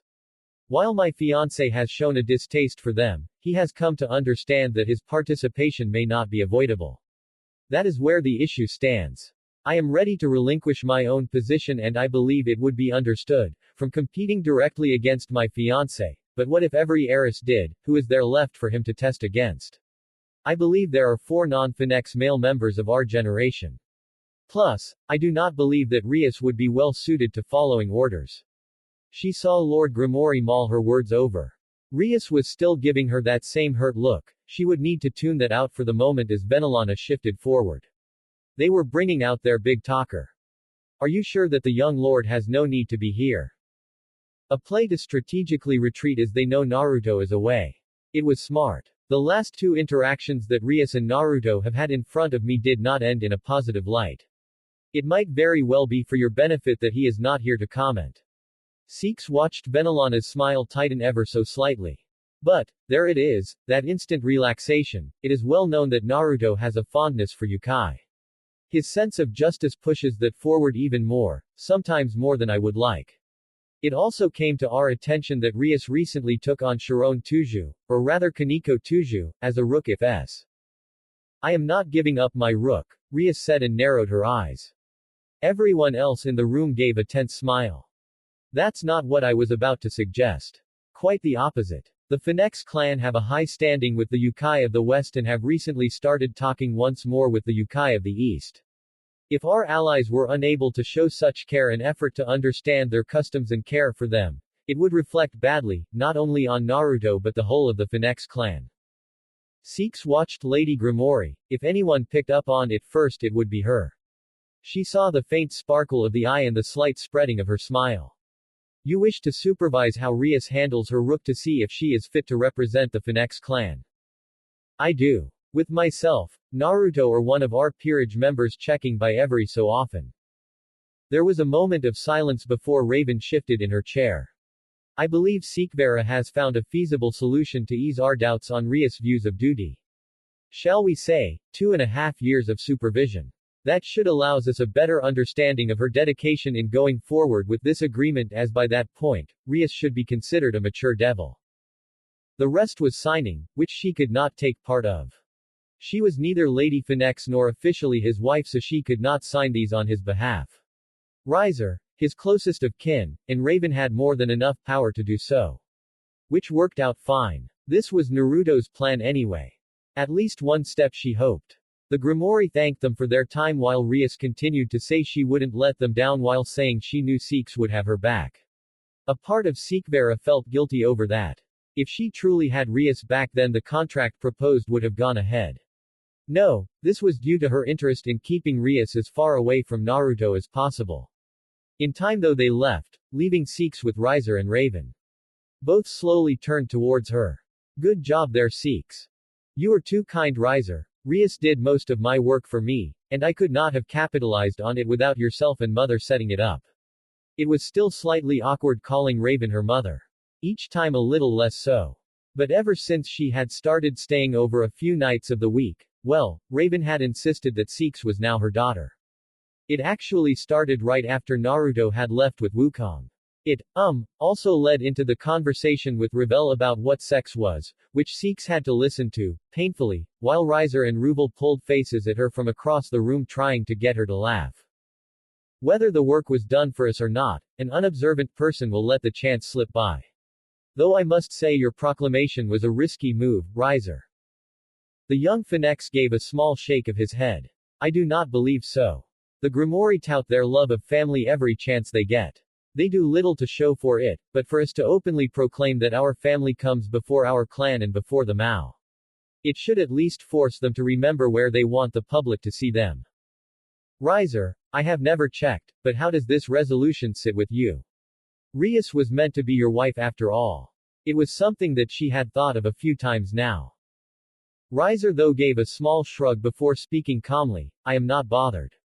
Rias is attractive, yes, but, as was pointed out, she wants all the pros of being an heiress without any of the duty that comes with it. I am actually surprised by how well you are handling all of this. Yes, Seeks started dryly, I am not a fan of the idea, but it holds much more merit than just telling them no. Still the idea of the Grimoire trying to dig their claws into my husband makes me furious. Rias is manipulative, she will try to use emotional attachments to make us cave to her. I would advise extra caution if she starts to approach you, Riser. There is no need to worry. I know just how terrifying women can be when they are emotional. Seeks tilted her head to the side and smiled. Whatever do you mean, brother? Still scary. You are terrifying, Seeks. Raven looked at the two of them before smiling. With you two around I do not feel that fear or retiring. Not like when it was just Ruval. Riser laughed first, followed by Raven's cute giggles while Seeks melted more and more into the idea of this family. XXX. Kuroka was nervous. It had been 4 months now since she had made the deal to become Naruto's bishop. She had seen the bounty on her head and was honestly surprised by how little she was being chased. It seemed as though he planned on keeping his word. She hadn't heard from him since then, but she did receive a blank package earlier in the week with photos of Seekvera with Sharon. Well, she guessed it was Kaneko now. That didn't sit right with her. No, she would always be Sharon. Yes, Kuroka knew that it was done to attempt to distance the connection of the two sisters from the public, but this was her baby sister. There was a report of both her physical state and her emotional state as well. With Seekvera's notes that they would be looking at slowly trying to naturally get her to come out of her shell, but she was being well looked after, as per their side of the agreement. Thankfully Naruto and that Mao had been doing a good job of spreading her fame around. There had been a couple of groups of little worth that had tried to get her to jump on board with them. They were honestly little more than thieves, most of them, but she was always being approached by rebels, she just needed to find a good group. It was the group that she was meeting with now that had her worried. Moreover, the group that had broken into the apartment she had been staying in. To say she was caught off guard would be an understatement. If one were to describe her current situation, she was caught wrapped in a towel after just finishing her shower. There were 2 blondes, one male and one female, the female much younger and she mouthed a small sorry. There was also a teen with silver hair and the faint smell of both devil and dragon on him. He was the strongest here. If she had to guess he was somewhere between Hanekawa and Naruto, at least if that surge of strength he showed in front of Yasaka was his strength. The other 2 were human, a faint holy aura around them. It was a weird group. They had been standing there for a little while and she had already gathered just enough senjutsu to pull off a quick jutsu if she needed to. You're the Neko show, Kuroka, right? The teen with silver hair questioned as he lifted up one of the magazines from her table and flicked through it. Who's asking, NYA? My boss. She says you survived an encounter with the Azure, she thinks you're interesting. Okay, she really needed to figure out what the deal behind that was. Everyone was treating Naruto like a huge deal. Yeah, he was strong and she guessed nice, but that title was just thrown around as a way of explaining things. And if I say no? There are a lot of groups trying to poach me right now, I'm quite the cat ya know. There was a small snicker from the blonde girl, she appreciated that. She said that your compliance was optional. But she wants to talk to you. Please, Miss Kuroka, I still need to do my homework tonight, I don't want to fight. The blonde girl spoke, she seemed too sweet and innocent. Judging from the look the older blonde shot her, she figured it was an older brother. If it was just one of these guys, it would be no problem. But for all of them, well, she'd rather be trying to run away from Hanekawa again. On second thought, no. That was fucking terrifying. Well, fine, you've twisted my arm. But, can NYA at least wait outside while I get dressed? The older males looked at her for a moment before the older blonde spoke. Li Fei, you stay, blow up the room if she tries anything. Okay tilde. They slowly left, leaving the 2 girls alone. Please don't make me do that. Just get dressed, please. I'm one of the only girls over there. It'd be nice to not have to just do guy things all the time. She felt sorry for the girl, she really did. Who is this, boss, of yours? Oh, why? Are you curious? Kuroka gave her a flat look. You broke into my apartment while I was showering in the middle of the night and are attempting to kidnap me. No, kidnapping is a last resort. There was a brief silence. No, you're right, that's kind of messed up. Right. So who is this boss that is getting young girls to kidnap older girls? The now named Li Fei sat there thinking for a moment before rubbing the sides of her head. I don't think I'm meant to tell you. Our secret, between girls. For reals. Kuroka just nodded. Li Fei was desperate for friends. She didn't picture wherever they were trying to take her to be full of them, maybe she had a rough time growing up as well. Well, between us girls, it's Ophis. Kuroka froze. Wait, like the infinite dragon, that Ophis.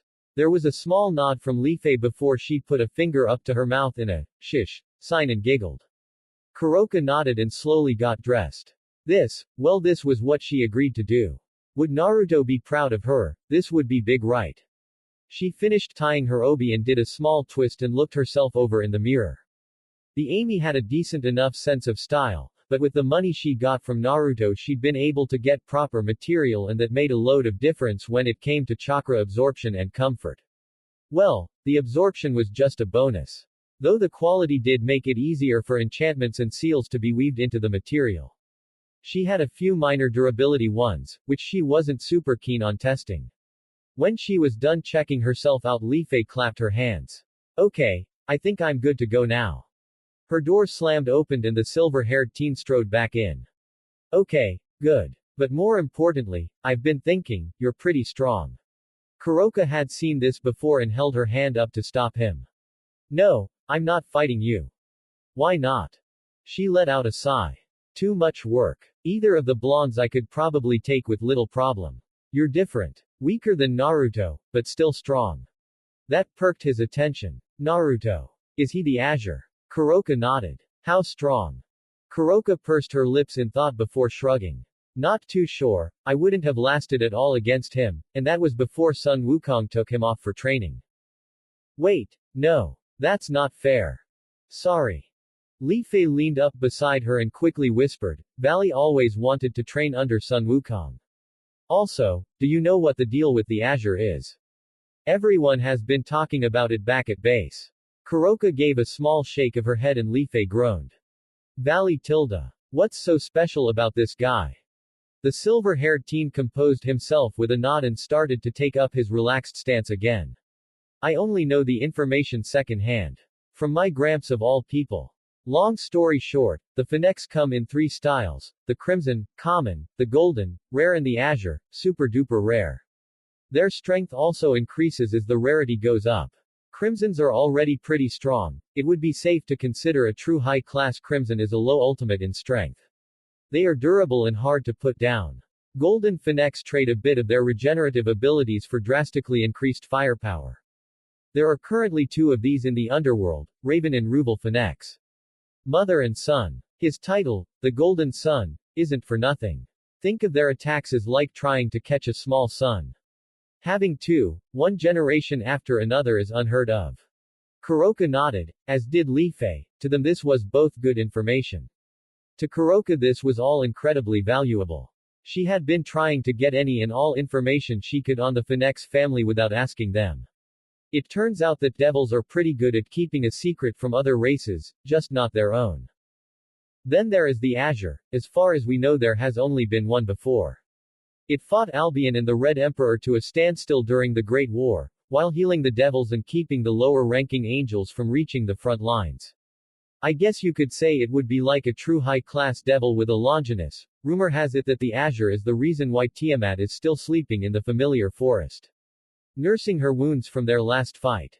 Long story short, whether it was just the times or the actual power of the Azure, when one was last around the devils were considered the strongest race, with heaven shortly behind. Valley gave a small shrug. But like I said, that comes from my grandfather. Could be more of his devil supremacy crap. But if even a fraction of it is true, I want to fight him.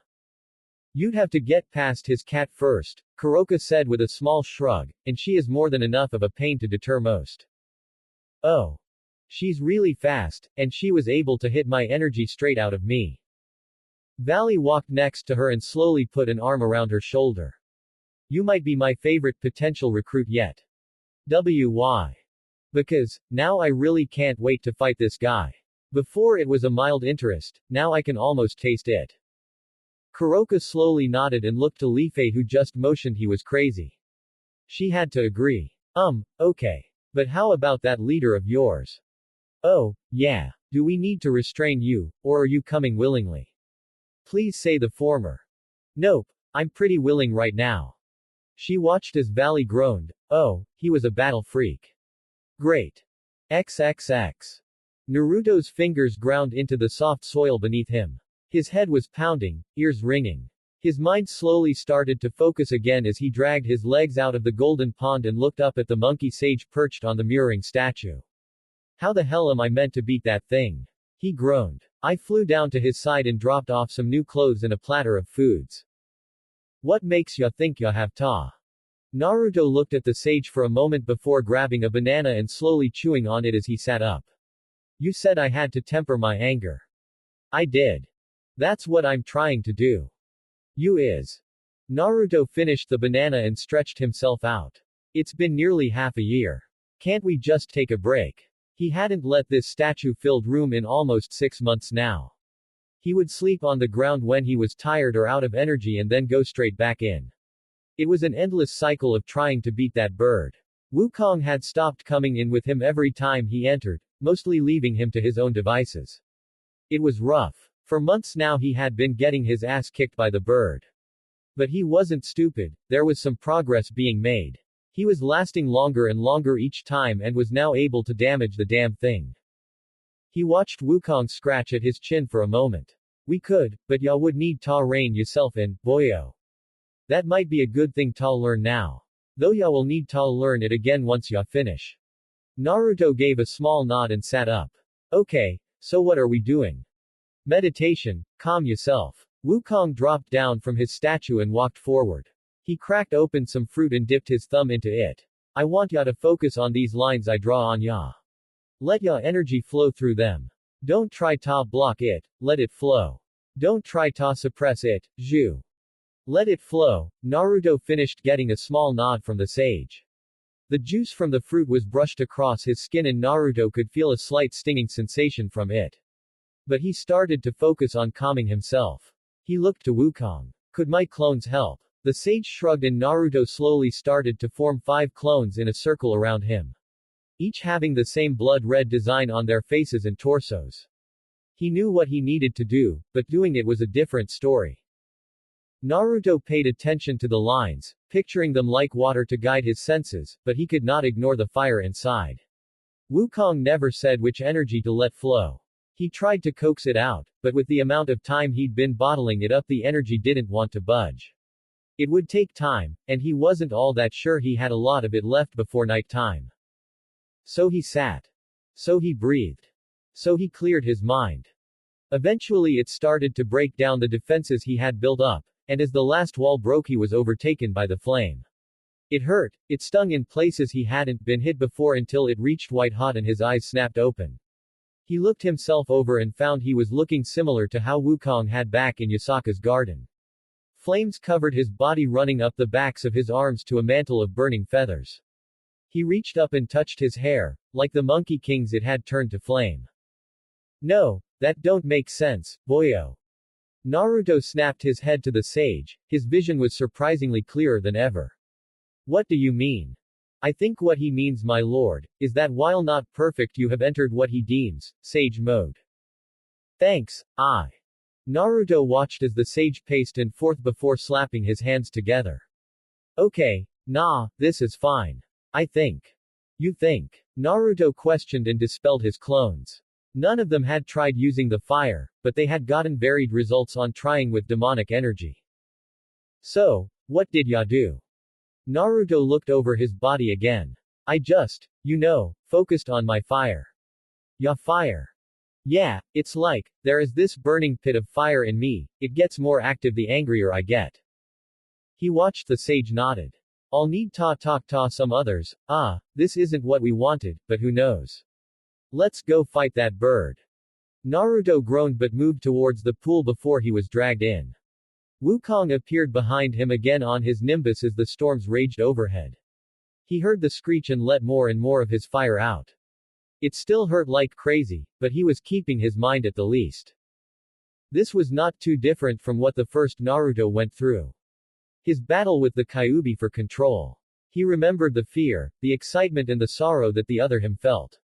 The love as well, for finally meeting his mother. The blue phoenix broke through the clouds with its talons raised to strike. Naruto flew up. Today was going to be full of new, or rather old, things. He knew of the Rasengan, he'd even created a version of it out of demonic energy, but it was brittle, not like the chakra variant. He held his hand out and focused, rotation, speed, strength, control. He didn't need to look, he could feel it had formed. Then he summoned a handful of clones to take position around him as they all formed their own and flew to meet the phoenix. The bird screeched again and the first clone exploded forward in a surge of energy before landing its strike and exploding in a blast of blue flames. Then the next and the next. He watched all five connect before slamming his own flaming ball of nature energy into the creature. He watched its head snap back before it started to drop.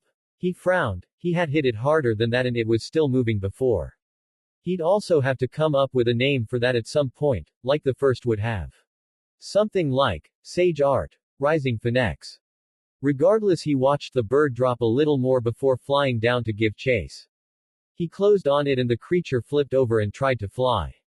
He landed on the back and fully charged up a combustion fist before crunching the back of the bird. It went limp. It stopped struggling and he let it fall away from him until its shape changed. No longer was it massive enough to block the sky. Now it was small, like him. Not just the size either. The blonde hair, the frame, slightly thinner, the stance and some horrid high-visibility jumpsuit on. Then it flashed, the change was instant as the him below was covered in this gold and black energy. It flew up to meet him and landed a solid hit. One that he quickly traded. Naruto had seen this form briefly in his dreams. The purified Kyuubi chakra mode. They broke apart and looked each other over. So I became this, huh? The first spoke, eyeing him with scrutiny. Naruto watched him intensely. Is there a problem with what I am? You won't beat her like this. Naruto grit his teeth. I plan to go much further than this, so why don't you just make it easier and let me take control of my energy? You know I won't. I had to try. The first moved and Naruto shot forward hitting it in the side with another combustion fist. It returned the strike with a Rasengan barrage from its tails.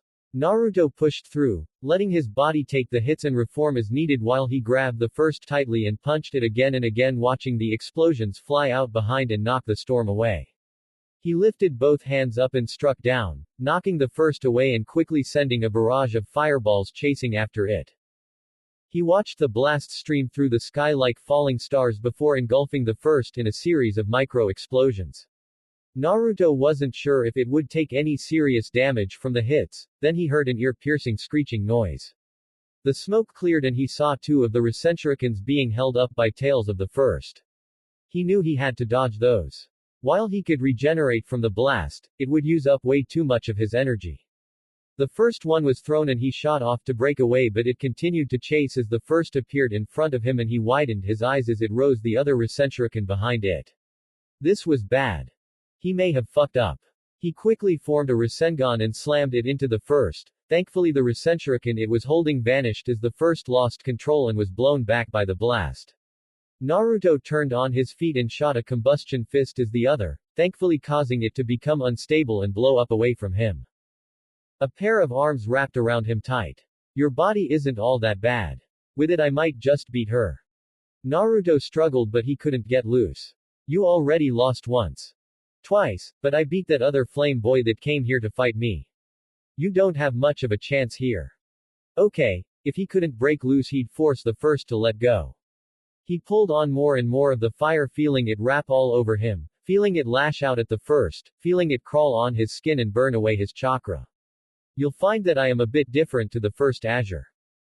The first let go and kicked him away. You got serious for a moment then, the first said as he dusted himself off. Not bad, but not good enough. Hey, do you think that cat girl of yours and that pretty wife would notice if I took over? It paused and let a smile cross its face. Would they care? Would they? If Wukong was right, Hanakawa might notice the difference in his energy. Would she care though? They were pretty close, weren't they? But would the first Naruto be able to become him? Or would she like him better? Seeks though, she couldn't sense him quite like Hanakawa could. Would she even know that they changed places? Did she love him like she said she did, or did she love the Azure like so many other devils? He didn't know. They would know, whether he said it to the first or to himself he didn't know. He didn't need to right now. The first shrugged before speaking, guess I would need to kill them then. You know, can't have anyone let it slip. Images flashes through his head. Hanakawa lifeless in the dirt, her neck snapped and a hole in her stomach. Seeks, limp in the fallen's arm. He felt that fire burning brighter now. You're standing too close, he whispered. What? I've decided that I'm going to burn my doubts, you, that bitch you can't beat, this rotten place. I'm going to burn it all. You'll never touch them. He let the fire roll over him completely and felt the sudden surge in strength. He summoned a clone to stand on either side of him and had to stop himself from staring. They were covered almost entirely in blue-white flames. Their face still there with large blue rings around their eyes and a burning iris resting in the socket. Their hair acting like the plumage of a bird as it flowed long behind them. He'd get more detail later, for now he needed the threat ahead of him gone. The two clones vanished in a burst of speed before appearing on either side of the first. Their hands caught by its before each one let out a combustion fist causing a massive explosion that swallowed the three of them. Not wasting time, Naruto shot forward. He could feel the first was still alive. Falling, he chased and punched, and kicked, and head-butted and threw fire and slammed Rasengans. He did not relent. The first was fighting back, but it was slower now, weaker now. It punched, he blocked and hit back harder. It slammed him with its tails and he unleashed a beam of fire at it. Their clash continued as they fell towards the bottom of Naruto's mind. There was a crack as they hit the ground. The first kicked him and Naruto lashed out with a flaming fist. The face changed to Hanakawa, he punched it, and he punched again as it swapped to Seeks. No hesitation. The first taunted and spat some blood up at him. It evaporated before it landed and Naruto let out a growl. You lost. Let it go. He slammed down on the first's chest before launching another breath of fire down on it, scorching the area around them. I looked up to you. I wanted to be you, but if you'd stoop to this level because of whatever she did. You weren't worth the damn I gave you. You know this isn't the end, the first said. No, he was softer now. There was a faint smile on his face. I'll see you again. Hopefully under better times. Naruto lifted his fist up and poured everything he could into it. I'll handle it from here. Terminus fist. XXX. Hanakawa looked off in the direction she felt that pulse. She knew that energy. The Fenghuang were looking as well. Then as once they all moved. Her head snapping to and fro as they pulled together the village they slept in at night. She wondered if Naruto would like it, he'd never seen it yet. She fiddled with the hem of her dress. She didn't get nervous about anything really, unless it came to him. She worried about everything when it came to him and he'd been gone longer than she'd known him. Hanakawa had thought of him every day, at least once when she woke up, wondering if he would finish that do and another time before she fell asleep wishing his warmth was nearby. Did he do the same? Did he think of her at all while he was gone? She watched as the birds finished what they were doing. Some had transformed and had started to cook. Others were working on outfits and she felt kind of at a loss of what to do. Should she prepare for his arrival? Should she just wait? Hanakawa bit at her lip as she felt him getting closer and closer, then he stopped. She watched as I quickly came towards them and stopped in front of her. Lady Hanakawa, let's get you dressed. Don't you worry, we shall make him nice and yummy for you too. Hanakawa nodded. I was the main go-between for them and Naruto during his training. Wukong hardly ever left his side, but I would come all the time to gather food, or clothes or anything really that the two needed. Hanakawa followed after her to her own tent. There the handmaidens quickly sought about undressing her and placing all manner of clothing, wraps and jewelry on her. She wasn't interested in all of this stuff, but it made everyone around her feel better, and she had seen how Naruto looked at Seeks during the ball. If he liked it she would try it out, but she'd rather be wearing less, not more. They pulled at her hair and plucked at her brows. She had grown somewhat used to this kind of prodding and just let them go about their way pretending she was in a different place. Like meditating, but with a lot of people fussing and prodding and poking. Her own training had been going really well, she still wasn't really able to use demonic magic. She could teleport now, but the distance was really lacking. It also might even just be faster for her to run. Most of her training was working with senjutsu, yujutsu and teaching her martial arts. That was a big change for her. Normally she just flung herself wildly and her strength and speed would do the rest, but learning how to hit people was actually kind of fun. She couldn't wait to fight Seeks again now that she understood a little what the queen was doing. Seeks' attacks didn't hurt too much when they hit, but it was afterwards that she would feel her muscles stiffen, and yeah, she had seen Seeks a fair bit as she came around all the time, but a lot of the stuff they worked on or worried about at those times revolved around Naruto. They didn't spar all that much. That might have been because Hanekawa wanted to finish her stuff before she gave Seeks a big surprise. The birds finished doing their poking and stepped away to let her look at herself. They dragged forward a mirror as Hanekawa stretched herself out. The outfit was pretty unrestrictive, not like that dress that Lady Phoenix had made her wear. It was soft too. Like Naruto's shirts. Pretty supportive where it needed to be as well, which was good because they had taken her underwear from her.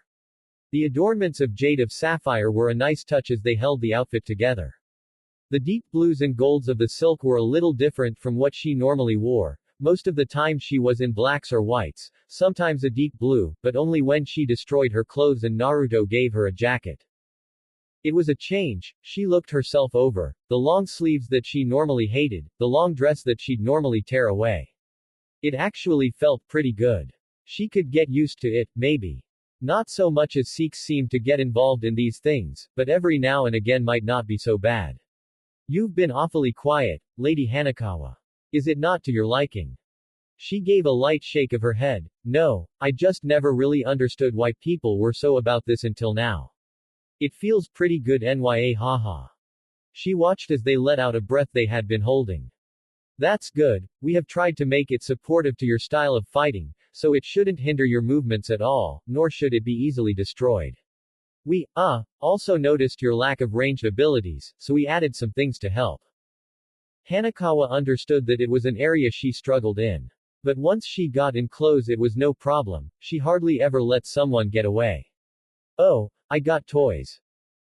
Yes. The adornments should gather that lightning of yours and store it to be thrown, detonating in a condensed blast. She instantly summoned her lightning and watched as the birds jumped away before she turned it off and started laughing. Nya haha. Slowly they started to laugh along, maybe a little nervous, I'm not that silly. I'll try it out later. We aren't always sure with you, my lady, you can be quite impulsive. Can I see Naruto yet? I let out a giggle from behind the others before nodding. Hanekawa didn't need anyone else's opinion as she dashed out of the tent. She saw Naruto was getting a tour at the moment, but that didn't matter, it was just a silly village. In a burst of speed she crossed the tent village and slammed into him. He didn't budge, not an inch. She stretched her jaw out and her shoulders, it felt like she hit a mountain. Ow. She stiffened as his arms wrapped around her and pulled her in tight. Looks like ya was missed, boyo. Hanekawa felt him nod as his warmth started to seep into her. She had missed the feeling, and while she could control herself, now, while he was gone it always made her relax knowing he was nearby, feeling him nearby. We should give the kids some space, Giapi, we can do the tour later. Hanekawa barely noticed the others leave as she rubbed herself into his clothes. I missed you too, things didn't feel the same without you around. His words caused her to look up, he had warm smile stretching across his face. I take it you got pretty strong while I was gone. She nodded quickly. You'll have to show me when we finish up here. She frowned. Do you need to leave again? Oh, no, he held a hand up defensively while he spoke. I can do the rest of my training here. I got control, kinda, of my anger, so now it is just trying to stop my power from leaking all the time. Which is meditation and control. Yucky. Yeah, I thought the same, but I have too. That was good though, he would be here. He would be with her. They could play, they could spar. He'd grown taller. She frowned a little as she stood on the tips of her toes to press a kiss to his cheek. Don't leave me again. I don't like it. I don't either. Now come on, I was told there was a feast that you helped to design. We got lots of fish, nya haha. She was excited about that. They had even gathered fish she hadn't seen or heard of before and they all tasted really good. They even used these strange spices and herbs, but some of them were a bit better raw. Of course we do. What's wrong, didn't he like fish? She pushed the thought away. They could argue about the greatness of fish another time. For now though she had a better idea of what they could do and started pulling him. Come on, you need to see our tent. A tent. She nodded in understanding. I was surprised too, but wait until you see it. They picked up their pace a little and she felt his opinion on the tent quickly change when it came into view. She had as well. It was like a house, just with a tent top. It was raised off of the ground, there were partitions and even flaps that could be opened for windows. She led him through to the bedroom, closing the partitions behind them before jumping onto the bed and patting the spot next to her. Come, it's really soft. She watched him carefully as he slid onto the bed next to her and lay down letting out a groan as he stretched out. It's been a while since I've been in a bed. Nya haha, I'll bet. She felt her heart start to beat faster as she crawled over to him. You know what else we can do in a bed, right? His eyes roamed over her for a moment and she looked at herself. Oh, she'd forgotten that the bird people had dressed her up. This could be a problem. She sat up and laughed. One moment. She made to move before he grabbed her hand. Have you ever undone one of those before? She shook her head. Here, it is similar to what Ravel wore once and she wasn't trusting the maids after how long they fussed over her. He slowly stood up and moved around behind her undoing some kind of strange belt thing before she felt it go loose. You should be able to get the rest easily enough. Hanakawa nodded and dipped into the closest as she quickly removed the dress and hung it up. She would need his help getting that back on. She smiled at her own appearance in the mirror. Everyone commented on her body, so it had to be pretty good, right? Well, so long as he liked it, that was all that mattered. She moved out from the closest and saw him laying face up on the bed. Without pause she jumped through the air and stood over him, naked as the day she was born. Lemon Naruto Pav. He had grown accustomed to seeing Hanakawa in little to no clothing. It still did not stop the thoughts of holding her down each time he saw her like this though. He would admit to a handful of dreams doing just that. He sat up and took her hand, dragging her down to the bed. She let out that laugh of hers as they flopped against the sheets and she rolled, moving to his body, and resting her chin on his chest with a wide smile on her face. This would be different to Sikhs, their energy, their personality and even their bodies were a contrast to one another.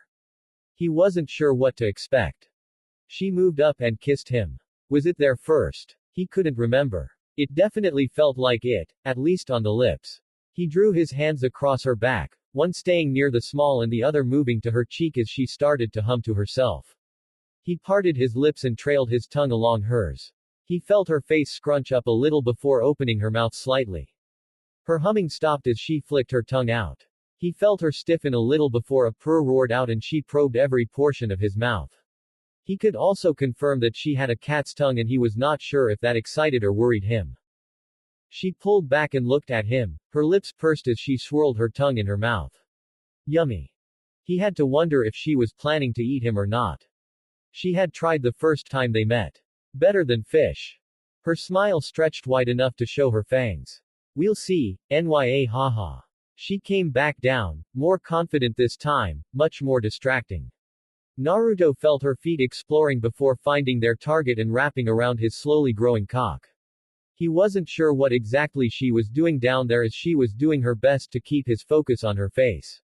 Little nips and licks before longer drawn-out kissed while she rubbed her groin against his stomach.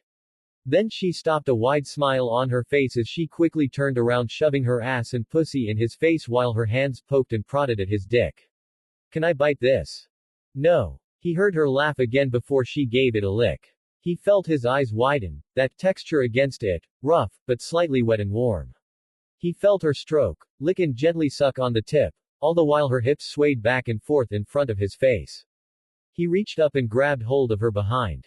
He took notice of her patch of fur. He wondered if that was why the smell was more intense than Seek's. He wasn't sure if he enjoyed it or not, but it seemed to stir a different set of emotions, or rather set a different pace. He traced a finger along her slit, finding her little nub and giving it a small pinch. She froze up, and a few moments later he felt the spiky points of her teeth resting against his dick. Well, message received as he released the pinch and started to slowly drag his fingers over it and move in to trace his tongue along her slit. She was muttering something to herself, over and over as they continued. Her hips swayed and allowed him to dig deeper into her as her tongue continued to explore every inch of his risen phoenix. She also had started to juggle his balls at some point. He wasn't sure when, but he was noticing it now. As she took his member deep, he could feel her fangs gliding down the length as her tongue dragged across the surface. That rough, almost spiky texture bringing a completely new, completely different, sensation. Hanakawa, I'm gone. She picked up her pace and he just let out a groan before releasing into her mouth. Her tongue started to work him over again, gathering it up maybe. Then she started to suck all she could before finally letting go with a loud pop.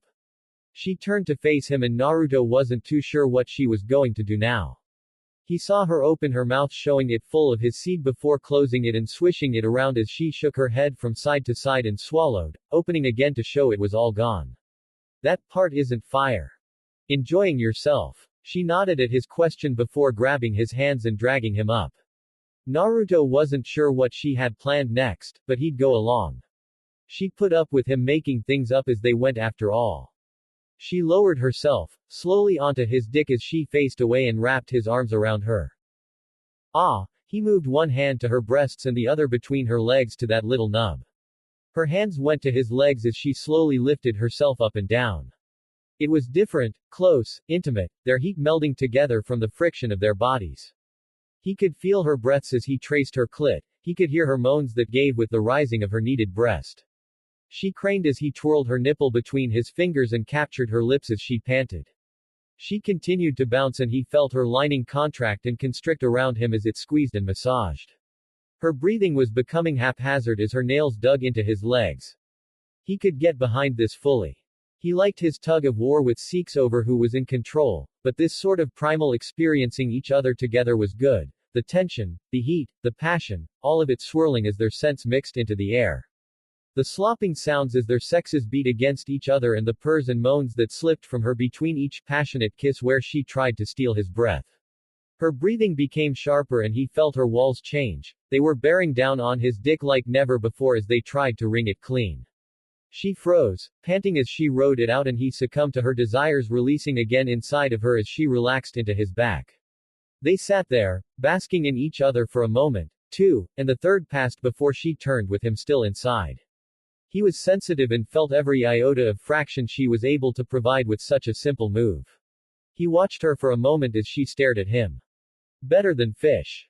He cracked a smile and started to laugh. Had she been thinking about that the whole time? He wrapped his arms around her and pulled her in for a hug as she curled against his chest.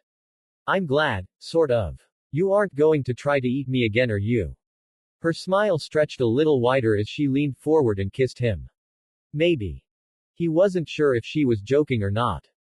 Again, she questioned and tilted her head. Naruto widened his eyes before nodded and picking her up. Lemon Hanakawa Pav. Sex was great, there was lots of new experiences and tastes and smells.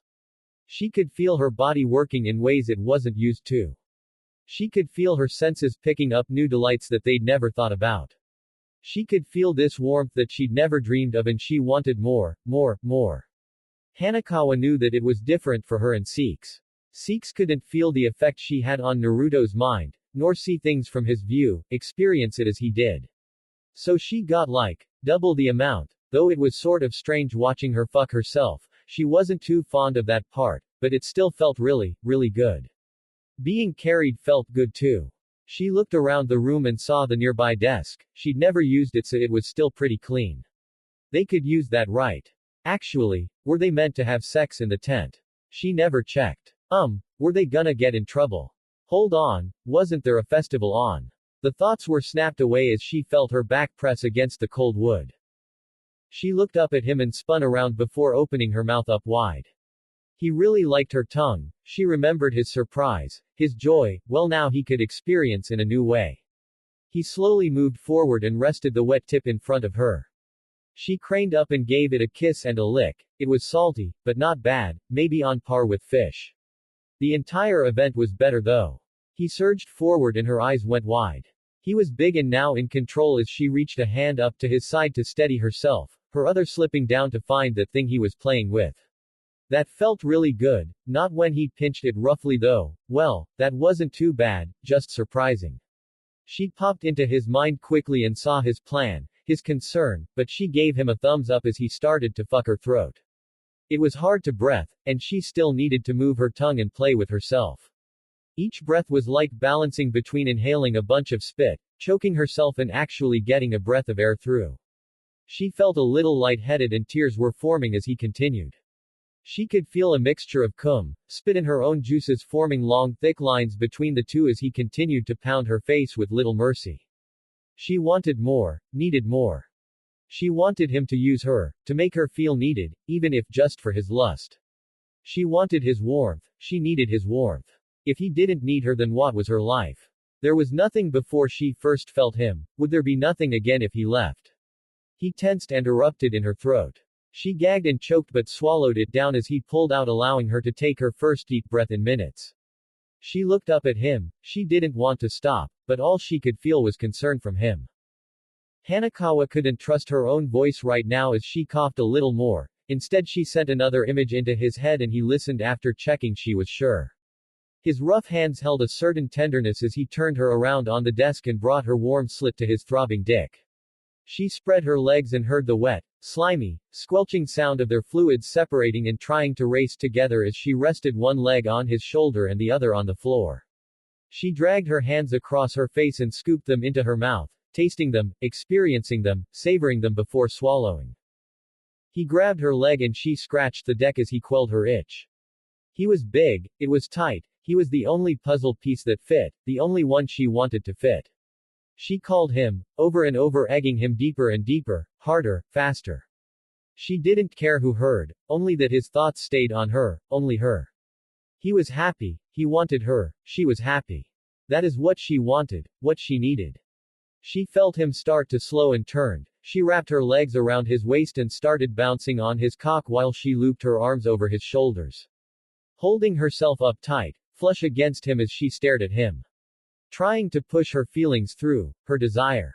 She would burn every moment, every sensation of this time to her memory. His touch, his scent, his taste. The tingling feeling of his arms rounding her back, that sharp sting of his calloused hand striking her ass. The way his nose scrunched up just before he came, the way his shoulder sagged just after it. The way he called her name, that husky voice. Every portion. He thrust hard enough to nearly send her off the desk and his hand came down again causing her to let out his name in a scream. Again, and again before he grabbed her hips and drew her flush against his body. He placed her back against the desk and continued, going as deep as he could, hitting a place she didn't know was there as it tingled with a newfound warmth, a burning desire to be touched, to kiss the tip, to be stretched and ripped open. She screamed out again as he reached a new depth. He was her mate, she was his cat. He leant down, balls slapping against her ass and bit her. She wasted no time and bit back, ignoring the flames that tried to kick her off. She grabbed onto his back and dug her nails in while her legs warped round his waist helping him probe deeper, helping him move faster. His bite was warm, it sent tingles through her skin and a rush of something to where they were joined at the hip. This new feeling, this insane lust, she wanted more, she wanted to taste more of him, she wanted him further inside. Hanakawa had to steady herself, or she might just eat him. She regretted not doing this earlier, not claiming him earlier. Not letting him claim her earlier. Why had she promised Seeks? Why had she let Lady Phoenix make her promise? It was worth the wait though. He tensed and she pulled him as close as he could go, as deep as he could go before feeling his boiling warmth surge into her body, her own breaking forth a moment later swirling it, coating her inside and making it flutter in her stomach. She licked at his neck, it was bleeding briefly before the fire took that from her. They laid there intertwined as he continued to suck at her neck. She drew her hands up, blood covering her fingers as she slowly ran them through his hair and pulled it closer. She felt his teeth nip at her skin, she wanted to be devoured. To be with him always. Hanakawa felt him release his bite and she stopped holding him down as he growled. His dick twitched and she felt another few ropes strike deep inside her. He slowly pulled back and looked at her. Wow, that was something. Again. She watched his eyes go wide for a moment before he laughed. Don't we have some kind of celebration to get to? He pointed out of the tent and she could hear the singing and setting up of instruments. After then. He leaned down and placed a kiss on her lips, she parted and took all she could of him before gingerly pulling away. After, now let's get cleaned up. Lemon end. Naruto let out a groan as he rolled over in bed. Hanakawa was next to him and flashes of the night before started to unfold. Wukong had been talking him up a storm apparently as all the Feng Wang had wanted to see his incomplete sage form. Of course he showed them, and that spurred into a crazy set of events. With them playing Fire Limbo, drinking and feasting until late in the night. Apparently there would be a few days of reprieve before the next step, one which Hanakawa was allowed to join in for. Speaking of which, apparently her boundless energy, newfound sex drive and alcohol make for a very dangerous, very horny girl. The sun had started to rise before she was finally ready for bed. He didn't imagine he slept long. He sat up and saw I there, inside the room in her human form. She had a simple blue-green gown on and her hair was pulled back into a long ponytail of royal blue while the front portion was a deep emerald green that framed golden eyes and a soft face. I did not mean to wake you. Her voice kept hushed. I'm just cleaning after your, escapades. He had the decency to look sheepish as she held up one of Hanakawa's bras that had been torn away at some point last night. Sorry. He crawled out of bed and went to cover himself. Don't bother. How many times did I see you naked during your training? It is a little different now that you're well.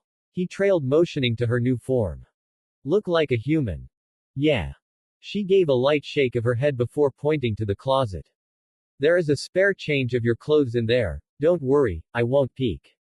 Much. She gave him a wide smile as she continued to clean.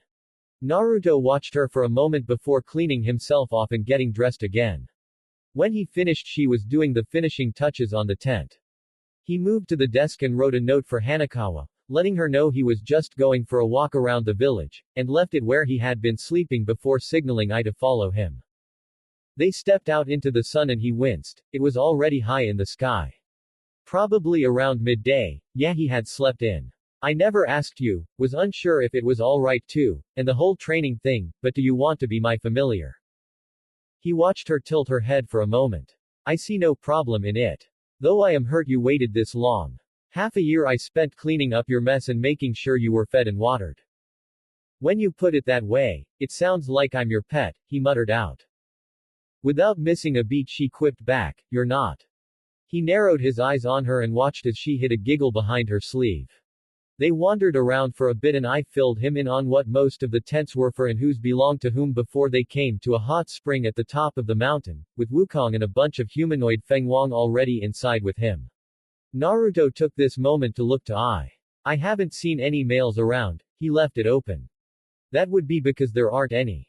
Feng Wang are all female. Any child we have that is female will be Feng Wang, and if it is male then it will be of the father's race. He nodded, that seemed pretty rough but they appeared to be doing okay for themselves, well maybe not. He didn't know all that much about them, but their numbers here seemed pretty small. I hadn't asked until now, because of how busy it has been, but why did you girls want to meet me so much? I looked at him for a moment before giggling again. We want you to become our king, silly. Uh-huh. She let out a small sigh and stepped closer. We are a very long-lived people. Very prideful too. Our current leader has been in charge since the last Azure left her there. Now that there is a new one, it is time for you to take the throne, when your training is done. It also means you can bed any of us whenever you want. Be it as a bird, a human or a mixture of both. I know that humans have grown quite fond of monster girls of late. Naruto slowly raised a hand to his brow and another to stop her. How old are you? Oh, I'm only 17. I'm still a hatchling compared to most here. Why?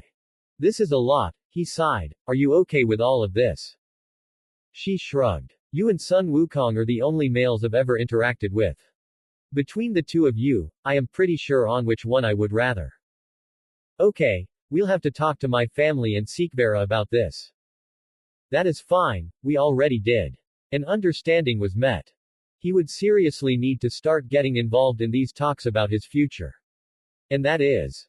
Oh, well, your title of Phoenix King, we wanted Feng Wang but relented, will be official but the ruling will be done by our current leader.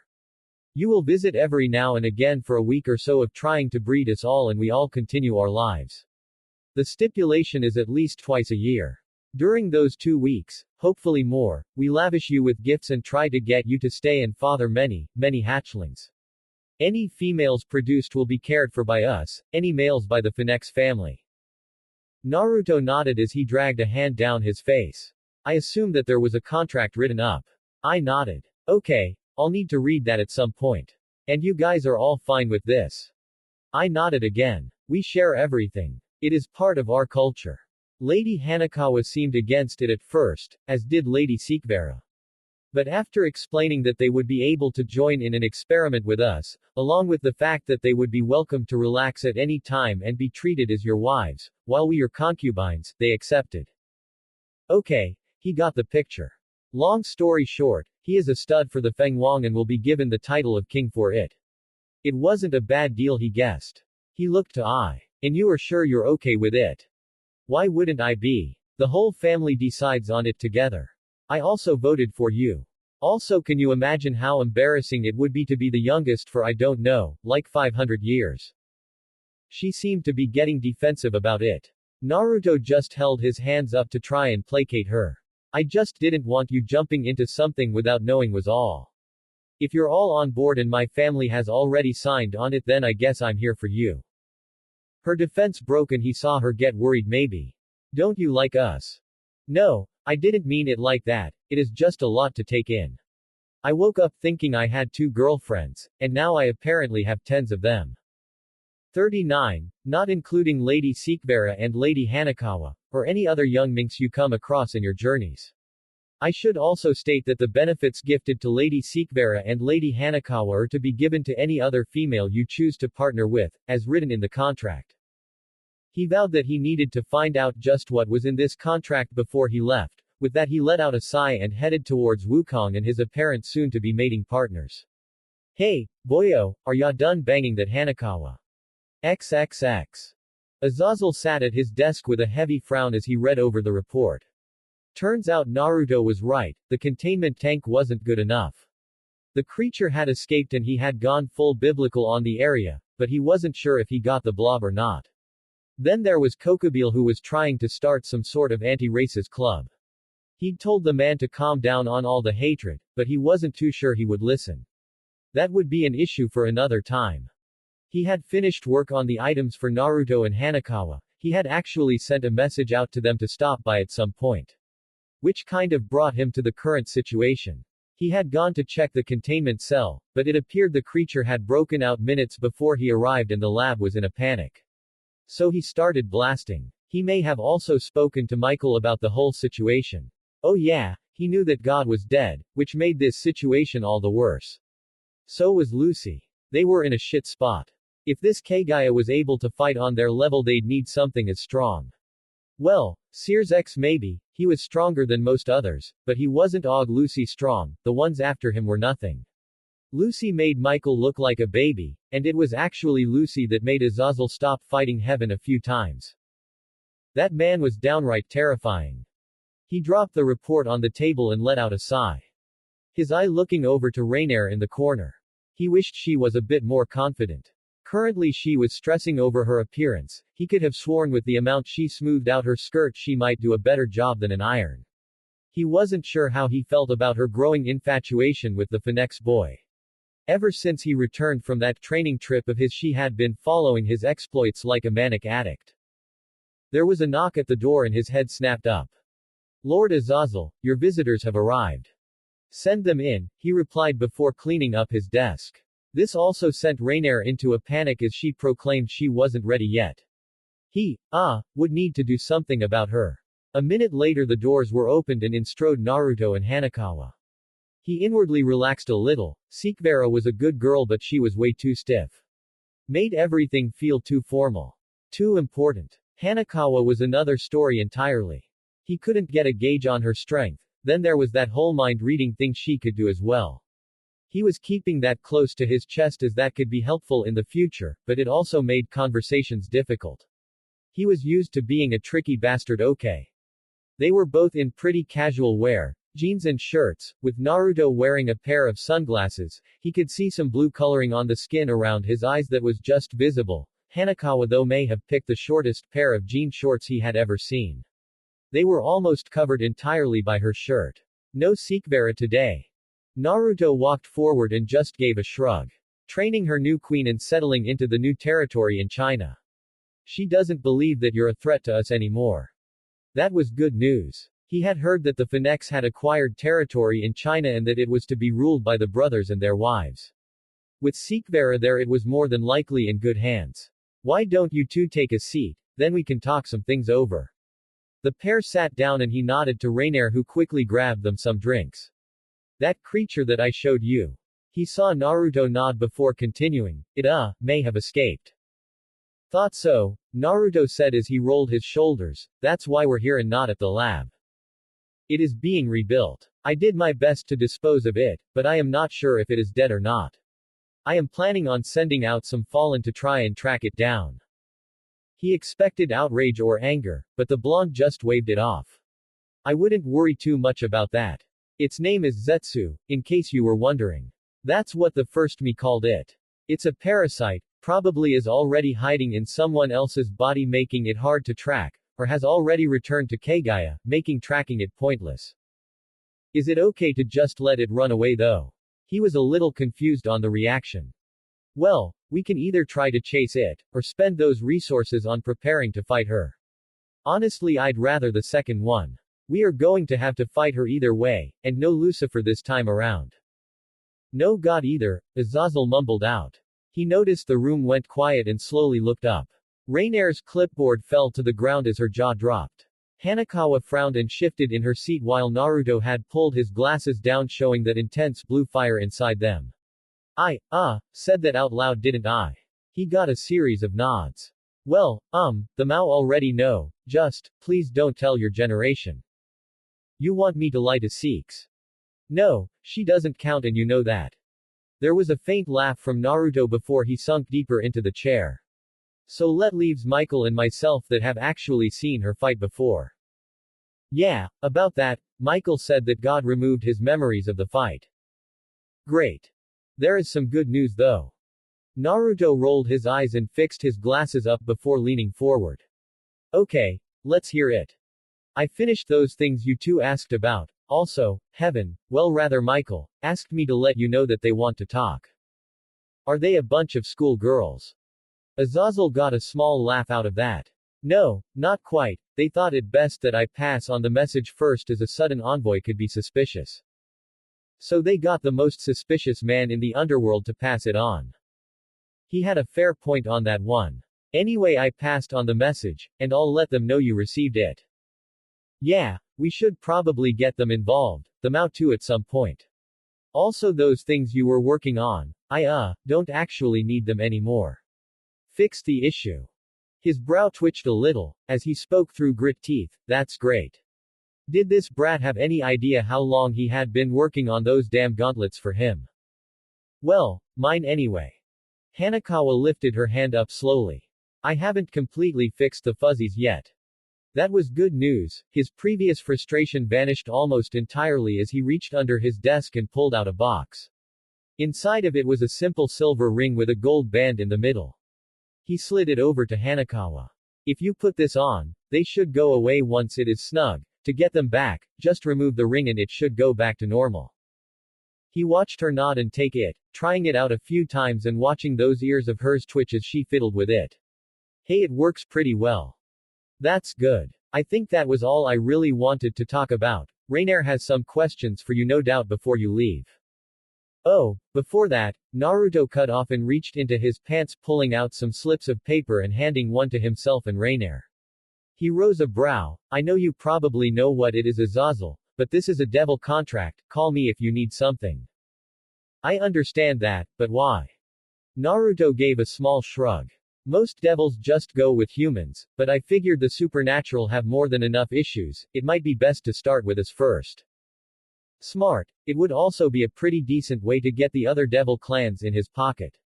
Okay, I'm sure I could have some sweeping done. He saw the look he got from Naruto before Azazel started to chuckle. Okay. I'll keep it in mind if I ever need something done. He looked to Rainier, who appeared to be on the verge of tears, and cleared his throat a little. Yes, thank you Naruto, I shall treasure it. No, use it Ray Ray. Ray. Oh dear, it looked like the girl was about to explode.